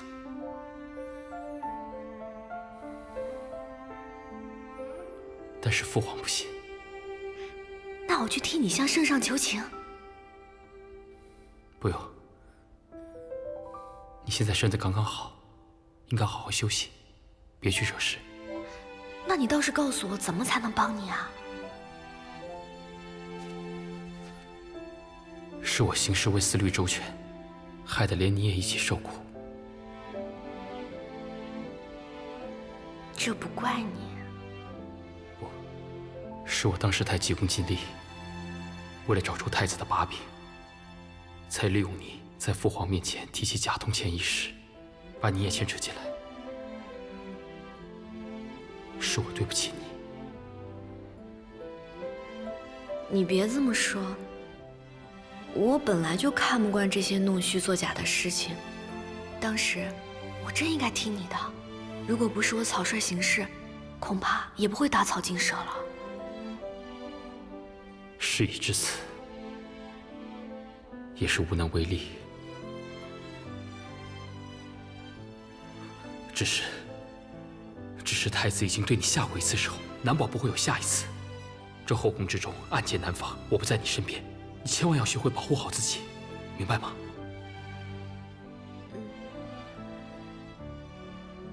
那你呢？你就甘心待在这儿？你就甘心被冤枉吗？我？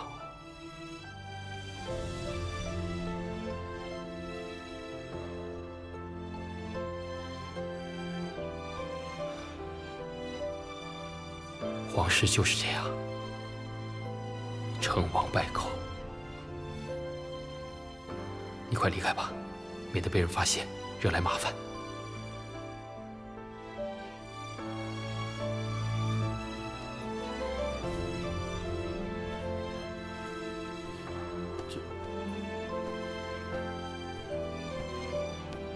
这里面凉，你把这个留着。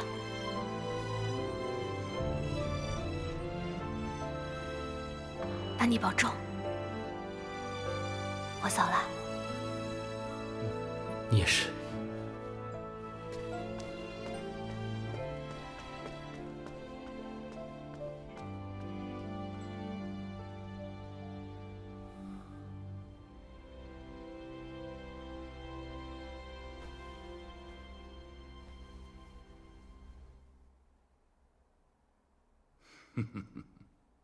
好啊，太子，近日你批奏折大有进步啊，有条有理，很有见解。是父皇教导有方。太子，近日在朝中说的九公主中毒一案，你未发一言，这里也没有外人，你说说你的看法吧。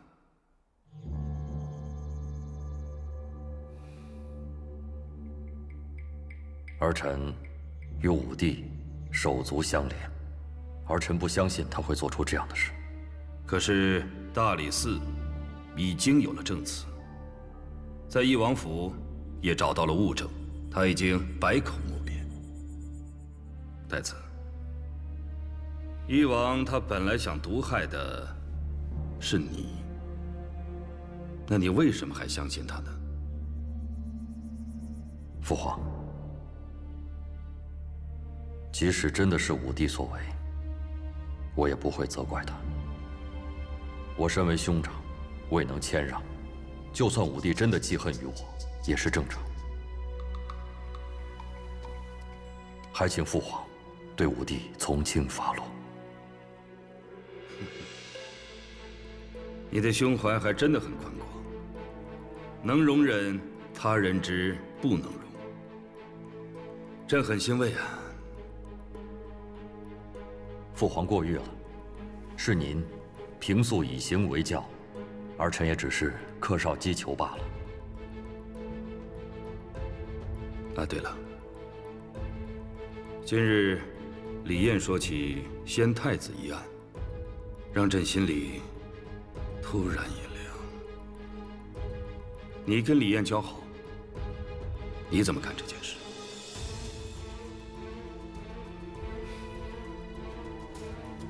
父皇已经定案，先太子一案为单吃人所为，李艳还敢说这种话，简直大逆不道。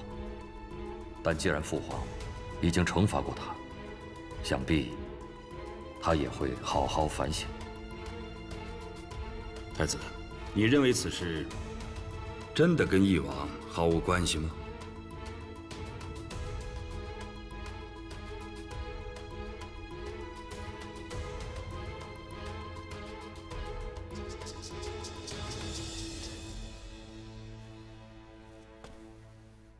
父皇，这个问题儿臣无法回答，但儿臣想过，如果继皇兄真的在天有灵，也不希望看到我们兄弟手足相残。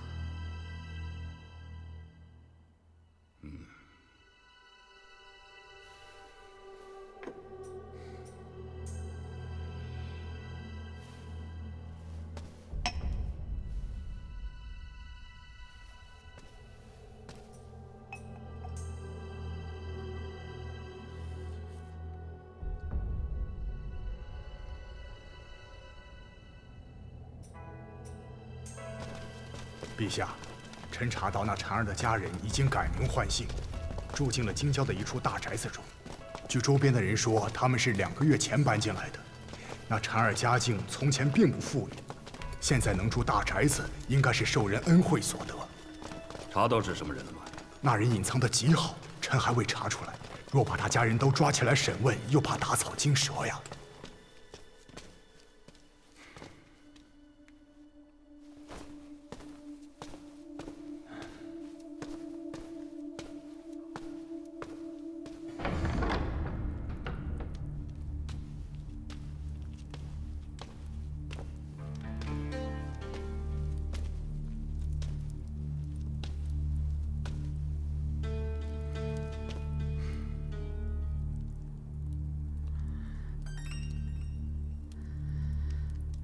都说呢，没什么谎言能熬过大理寺3天的用刑。你这个小婢女不简单，不多不少，整整3天。你说吧，你的主子给了你什么好处啊？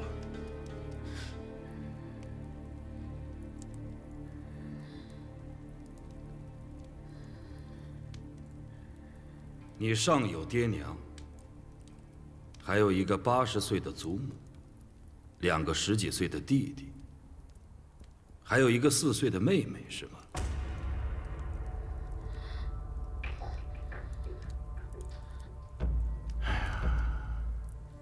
可惜啊，他们已经全被杀光，抛尸荒野了。太子对你的承诺没兑现。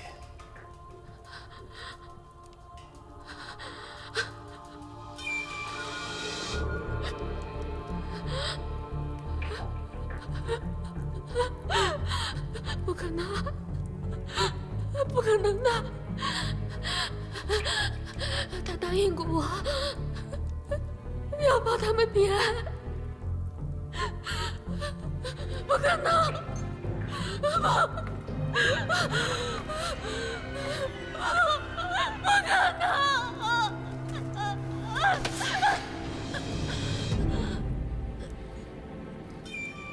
你一个人活着太辛苦了，让朕送你去见你的家人吧。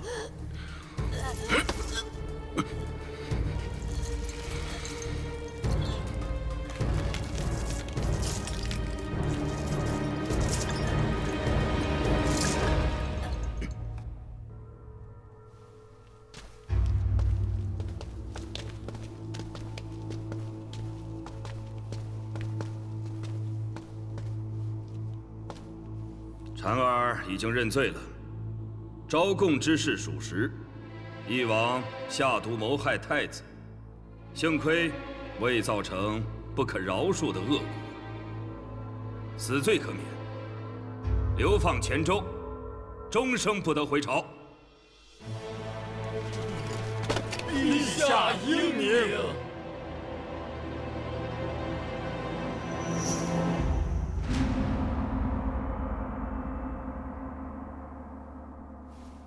母后，你已经尽力了，时而不孝。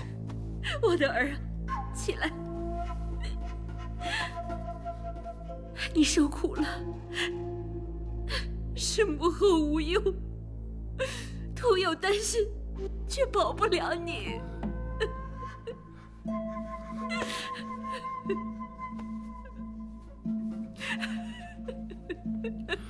母后，你已经尽力了。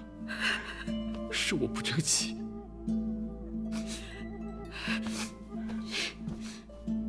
我知道你是冤枉的，离你去黔州还有10余日，你放心，母亲一定会替你想办法的啊！母后，父皇明显偏袒二哥，已经无力回天了。不行！不行，我的儿，你要记住，不到最后一刻，绝对不许气馁，听见了没有？听见了没有？啊！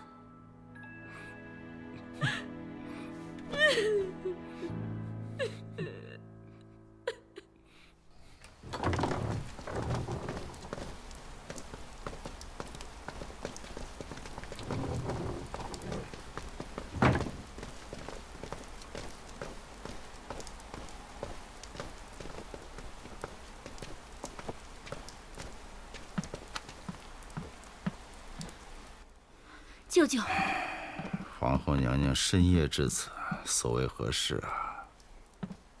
当然是为程银的事情。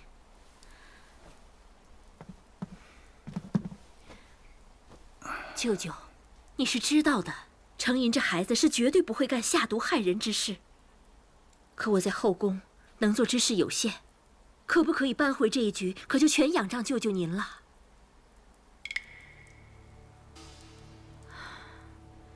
圣上明显是偏袒太子，若程银就这样离开上京，那太子日后便会更有恃无恐，到时候的局面于我与舅舅您可都是不利的。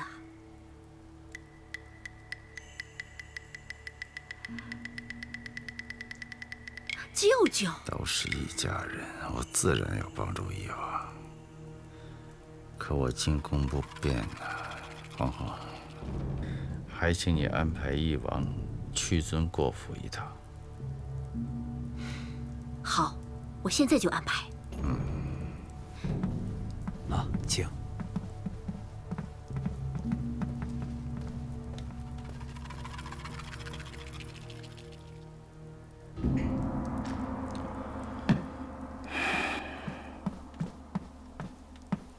父亲，你为何要答应帮助皇后娘娘啊？咱们趟了这浑水，这不是明摆着与太子为敌吗？不趟这趟浑水，太子就会跟咱们一心吗？哎，现在不出手，日后更麻烦。那现在这时机就是最好时机。现在咱们帮了翼王，以后他才能乖乖听话。父亲有何妙计？他日咱们派人刺杀李承季未果，可他仍然死在途中。虽然传是单吃人所为，可仍然疑点众多，只是最后不了了之。今日李彦在朝堂之上又重提先太子李承季之死，你认为为何？我明白了。现如今，除了咱们，就是李承业最想让李承季死。他把这脏水泼到翼王身上，既能火上浇油激怒圣上，又能贼喊捉贼，彻底撇清自己的嫌疑。若他们真的心血，那他们最先要做的就是毁掉凶手巴图尔的卷宗。父亲，我即刻就去大理寺调卷宗。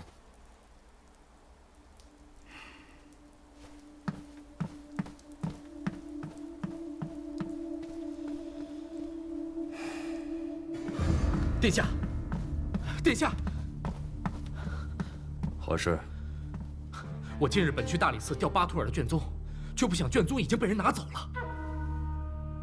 何人？高坤。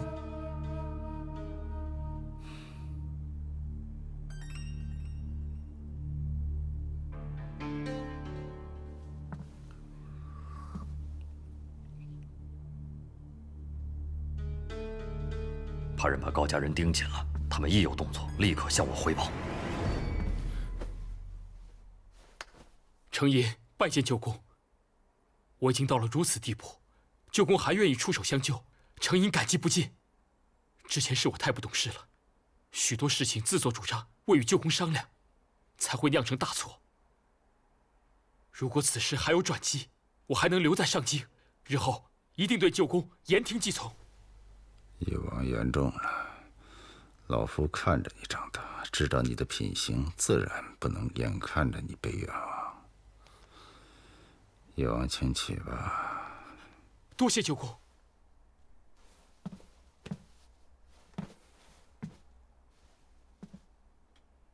舅公，不知道您到底有什么方法？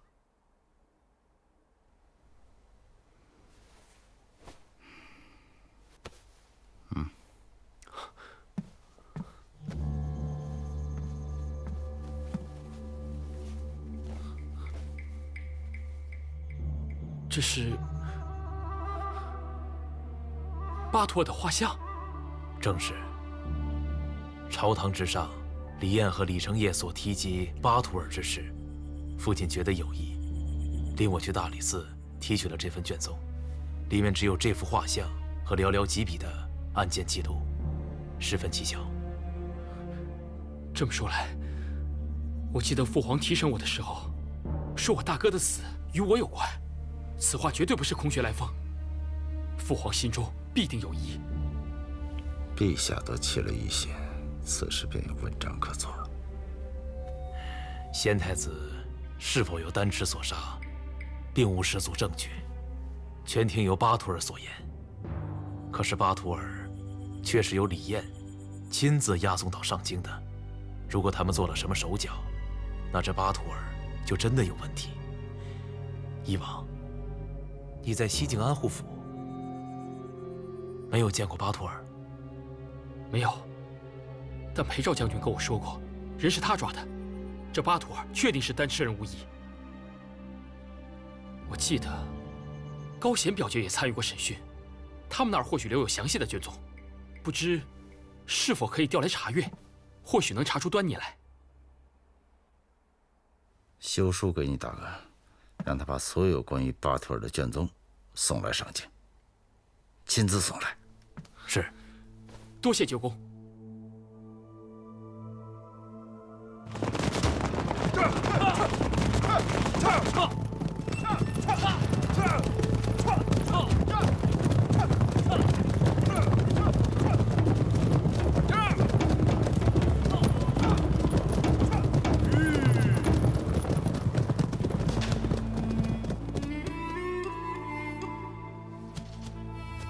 记住，若遇拦截，拼死也要保住卷宗。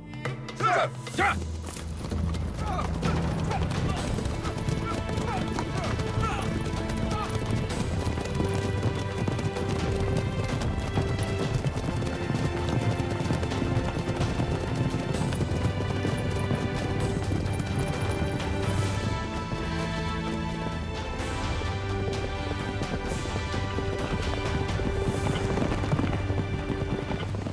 高显离开西境安护府，朝上京来了。探子来报，他们兵分9路，都蒙着脸，分不清哪个才是高显。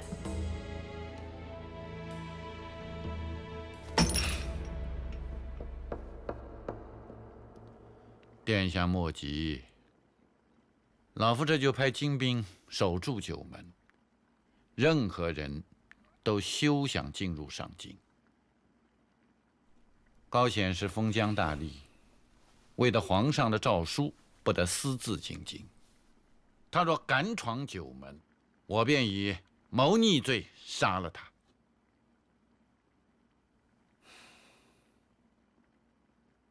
为今之计，也只能如此了。有劳众王。我这就去安排。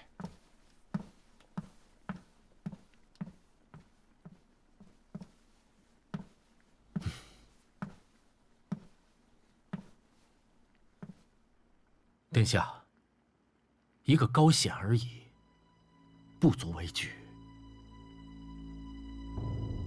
我是怕，如果拦不住，那便只剩一条路了。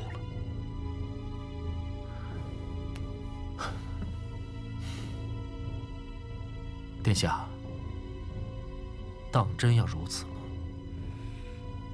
我们拿铜矿换钱，豢养了这么多死士。不就为了这么一天吗？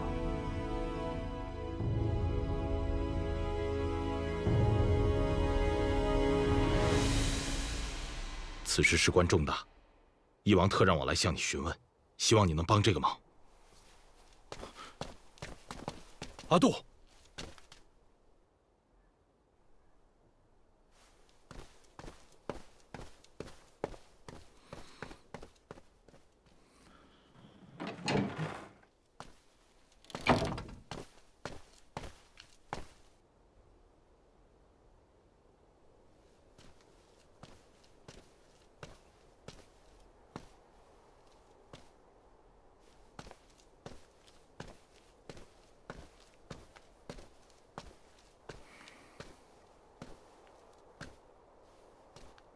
没劝动吧？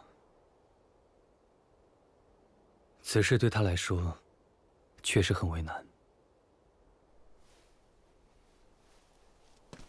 但是高家和翼王的这种关系，拿出这种证据，难以让皇上信服。只有像阿杜这种中立之人出来作证，才更加可信。可能只有你，才能去劝动他。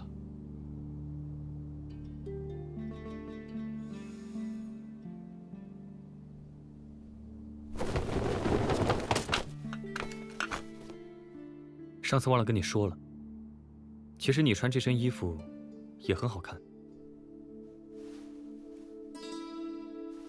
我不喜欢。很多东西是枷锁，如果你放下，会更轻松。你不懂。是你不懂。你如果不救李成银，小凤就会嫁给李成业。你以为李成业会留小凤多久？小凤又有几条命能挡住接二连三的案件？这次是下毒，下次你知道会是什么？顾剑，如果你再当李成银的说客，我绝不让你再见公主。如果今天下毒的是李成银，保护小凤的是李成业，我绝不会来劝你。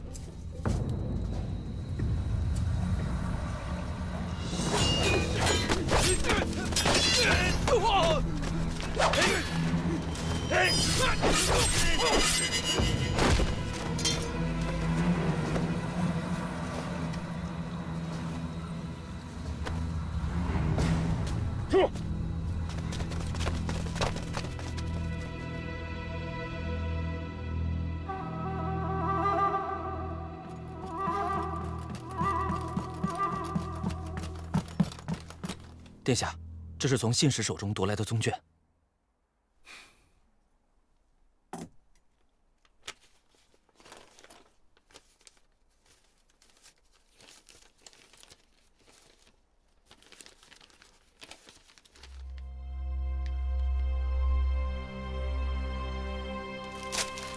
废物，滚！是。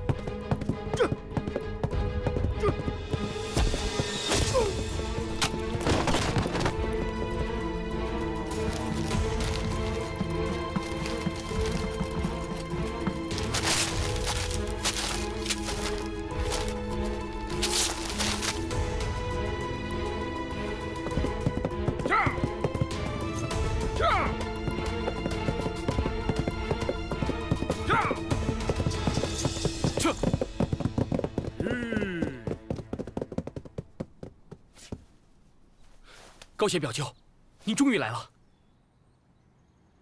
程岩，这卷宗可是我冒着死罪给你送来的。高家的恩情，程一没齿难忘。好，等你当上了太子，记着你说的话。是。还有，后面的路靠你自己了。保重。多谢表舅。 下，下。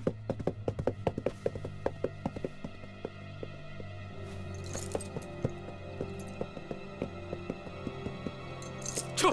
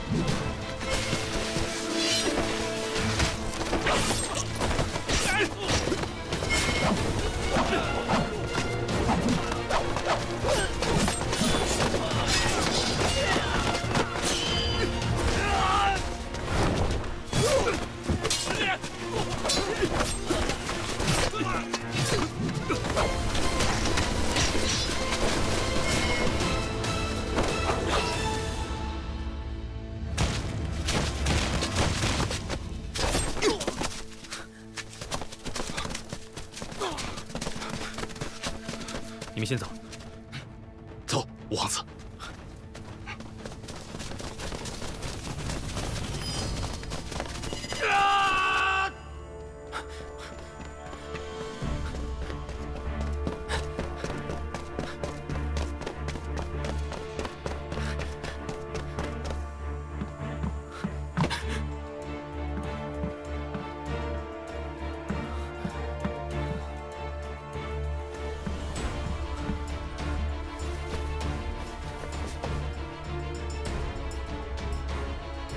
抬头！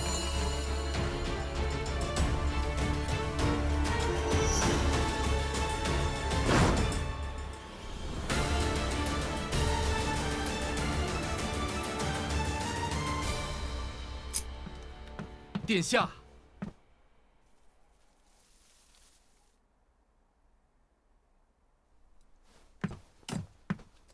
殿下，您就耐得住？耐不住就是最后一步。你希望走最后一步吗？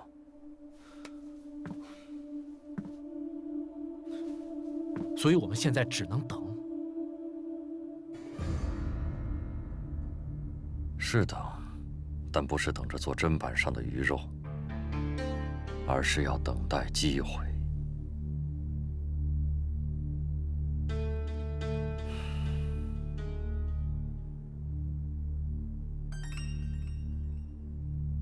可惜了这一园子的好花。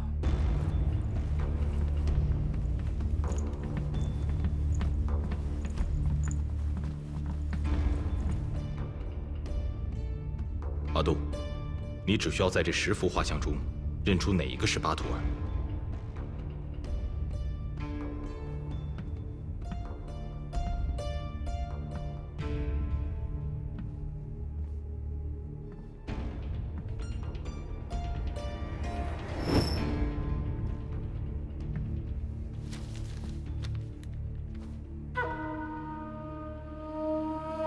阿杜姑娘，这个人就是巴图尔。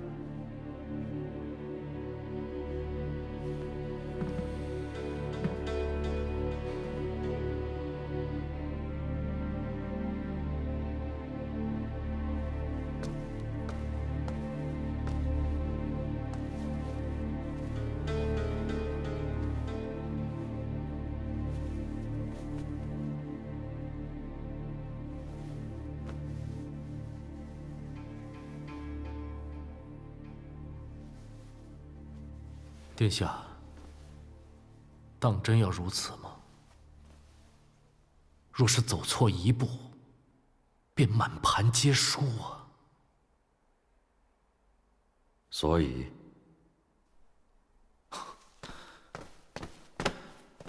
殿下，假巴图尔是我押送过来的，我去揽下这件事情，绝对不会牵连到你。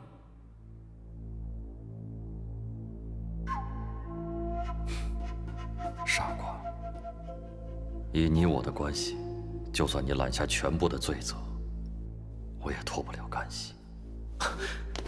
殿下，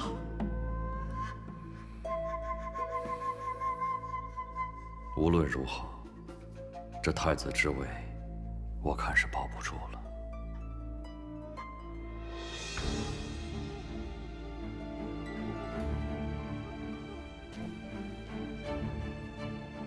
可是皇位，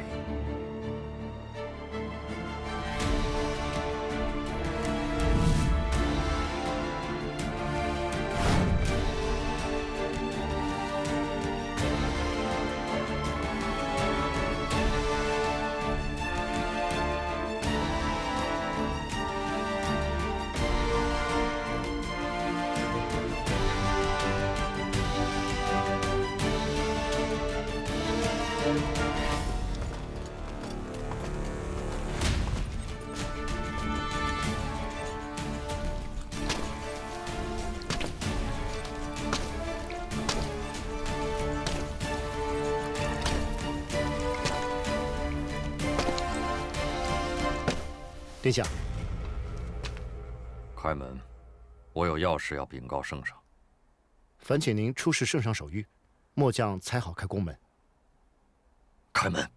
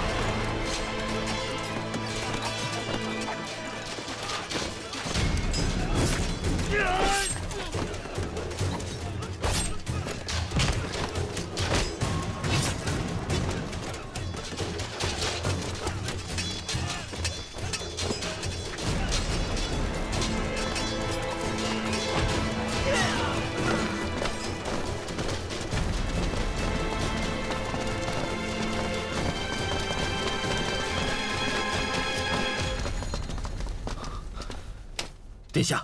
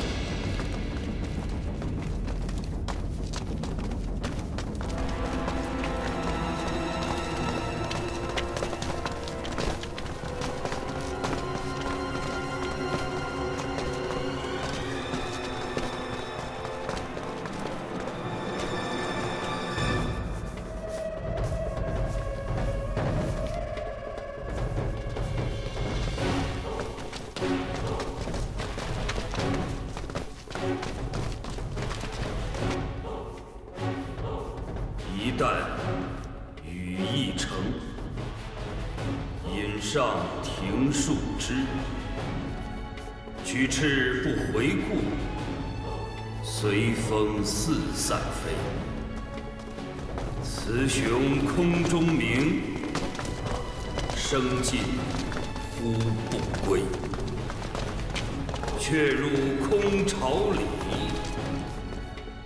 周究终夜悲。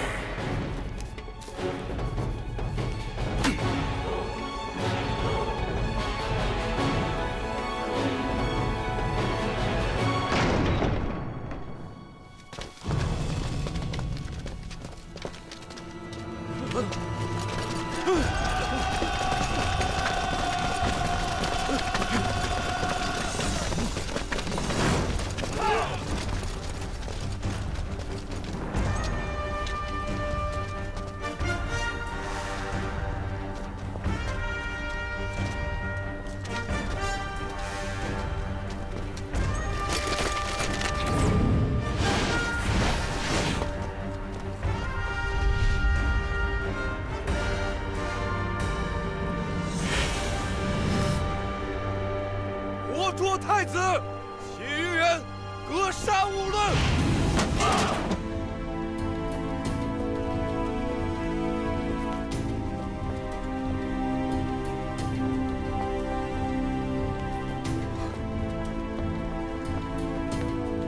就凭你们，也配抓我？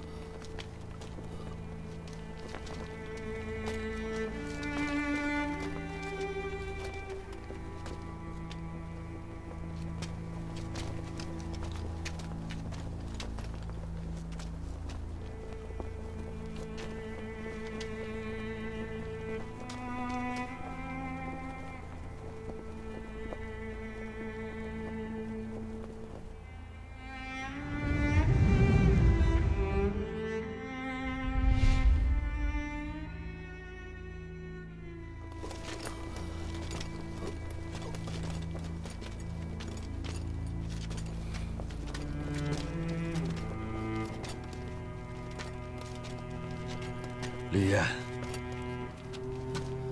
我这一生从没说过。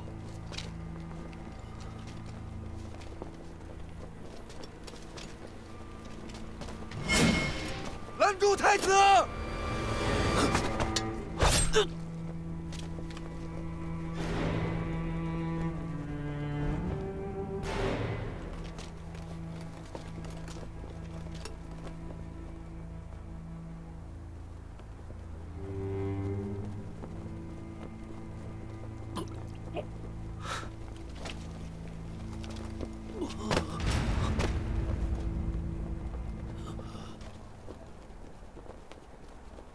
殿下，我不想死在别人手里。下辈子，我们不要再做帝王家的兄弟。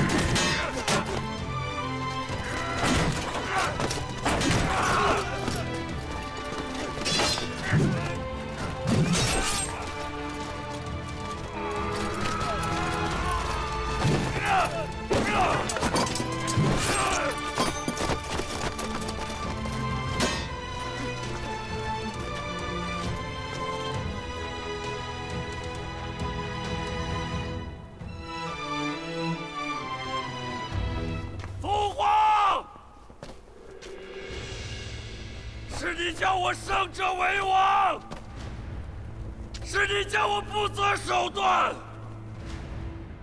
你既然给了我野心，为何要拦我？为何要毁我？我不过是你控制王权的工具，对不对？你可曾有一天把我当作是你的儿子？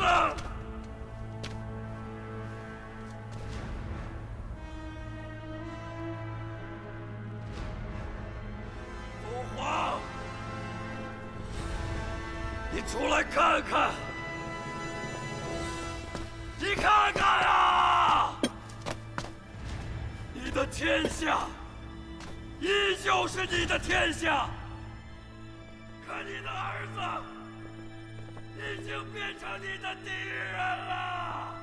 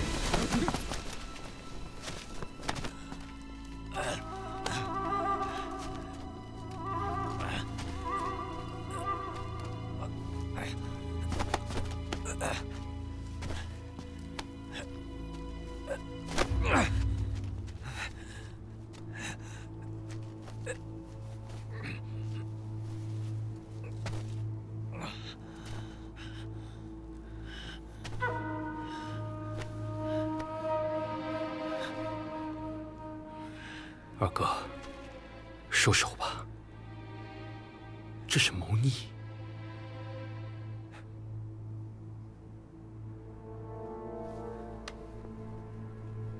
谋逆，我们的存在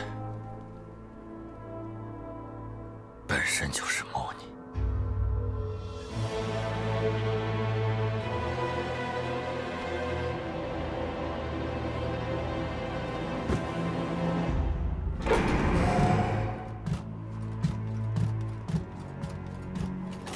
陛下，叛军已全军覆没，太子已被押入大理寺，等候发落。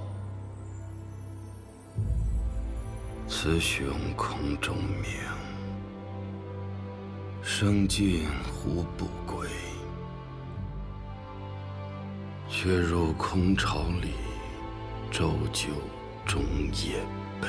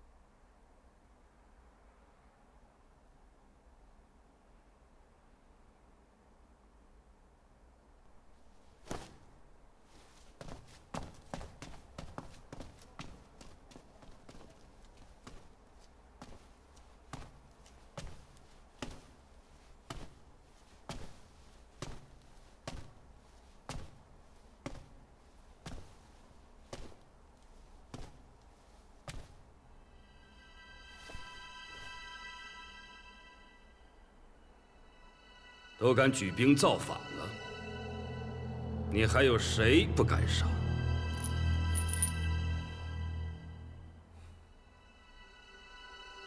我要是坐到了您的位子，爱杀谁就杀谁。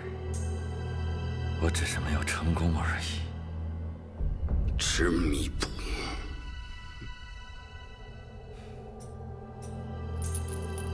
您不就是这样才坐上皇位的？你应该明白，这帝王之家，兄有弟恭是不可能的。你身为太子，挪用万佛寺佛像的贮铜，暗铸私钱，扰乱国政。如今天下信徒正等着朕给他们交代，你以为你只是手足相残一个罪名吗？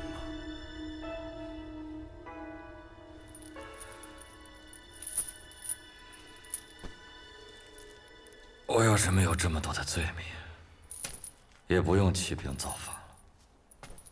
但这一切都是您造成的，是您！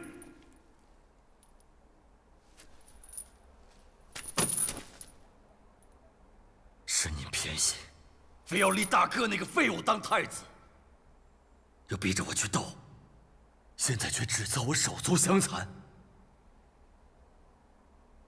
就算立了我当太子，你还放纵老五查我，让我的太子妃跟着他一起去查案，在你的心里根本就没有承认过我。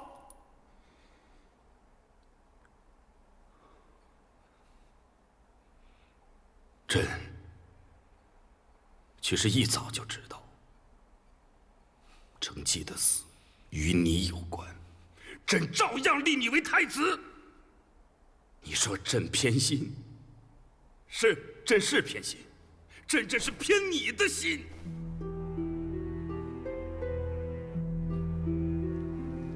义王也是朕的儿子，你还想让朕第二子白发人送黑发人吗？你以为老五就是好东西吗？他心里的龌龊事不会比我少。他背后是你最厌恶的高家，难道你对他一点怀疑都没有？如今我失败了，但你真要把太子位给他，你就等着看，以后的天下到底是姓李还是姓高？你若不是这番偏执，这个皇位，这个天下，迟早都是你的。你是朕最想立的儿子。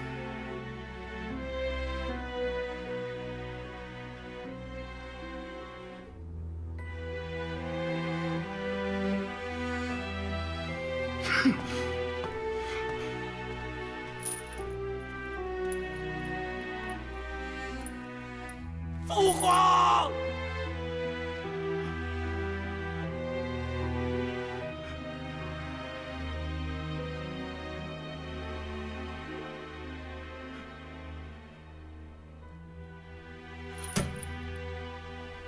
太皇太后，罪臣斗胆，求太皇太后救救罪臣一族啊！太皇太后，您大慈大悲，救救罪臣一族啊！太皇太后，罪臣斗胆，求太皇太后救罪臣一族啊！李艳，乃是罪臣独子，罪臣教子无方，落得个白发人送黑发人呐，怨不得，恨不得。但我一族老少实属无辜啊，这谋逆之罪实在是不敢当啊！罪臣，不，孙儿愿以一己之命保孙儿一族苟且存活，求太皇太后念上天好生积德，开金口，向皇帝进言。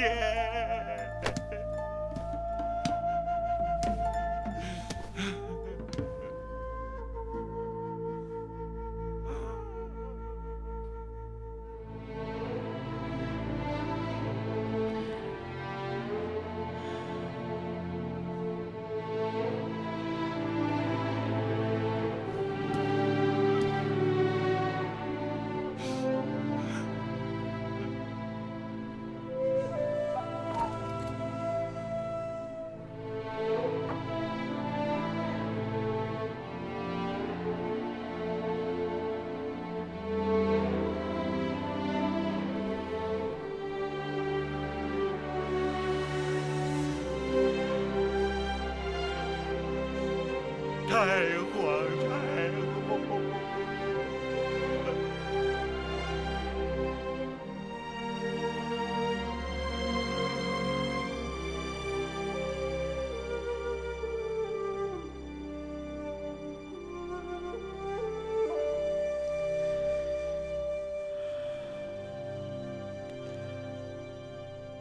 臣启陛下，先太子被刺案、万佛寺铜像案及西周公主中毒案，已由大理寺审毕结案，始作俑者均为太子殿下与李彦。微臣带来了结案章程，请圣上裁决。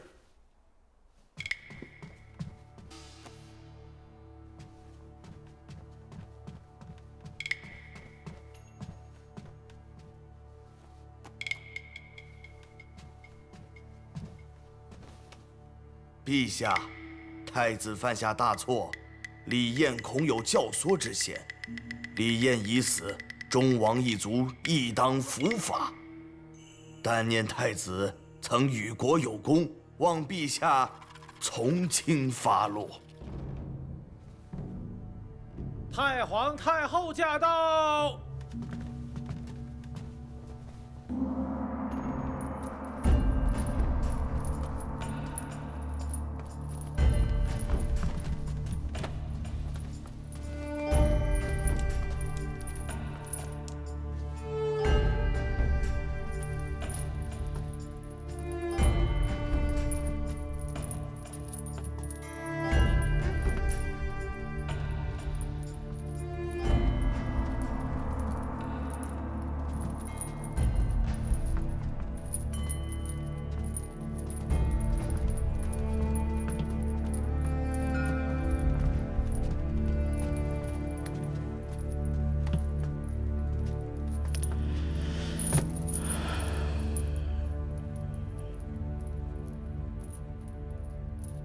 都起来吧，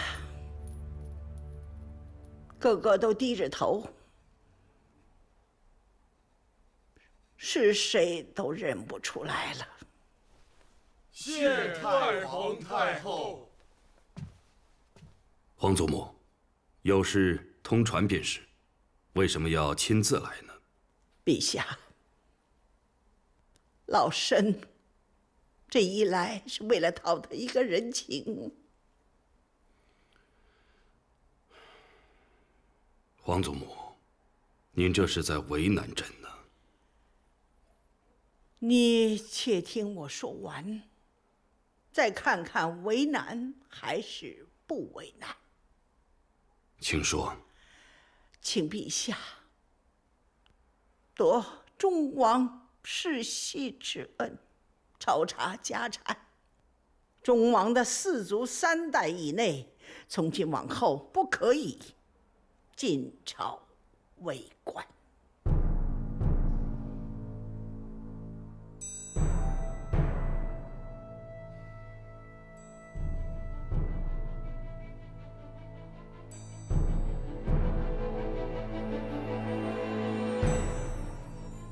既然皇祖母开口了，朕肯定会给皇祖母一个人情。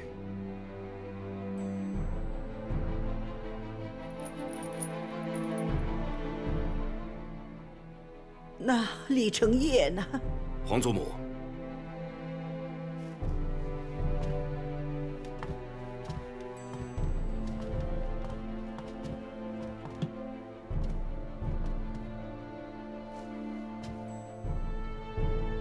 李成业深夜带兵攻入乾清门，与弑父篡位，又有刺杀先太子、私吞祝佛用铜和毒害西周9公主，嫁祸于翼王3案。我李朝绝对容不下这样一个狼子野心的太子。念在吾儿留个全尸，赐一杯鸩酒，葬于宗祠之外。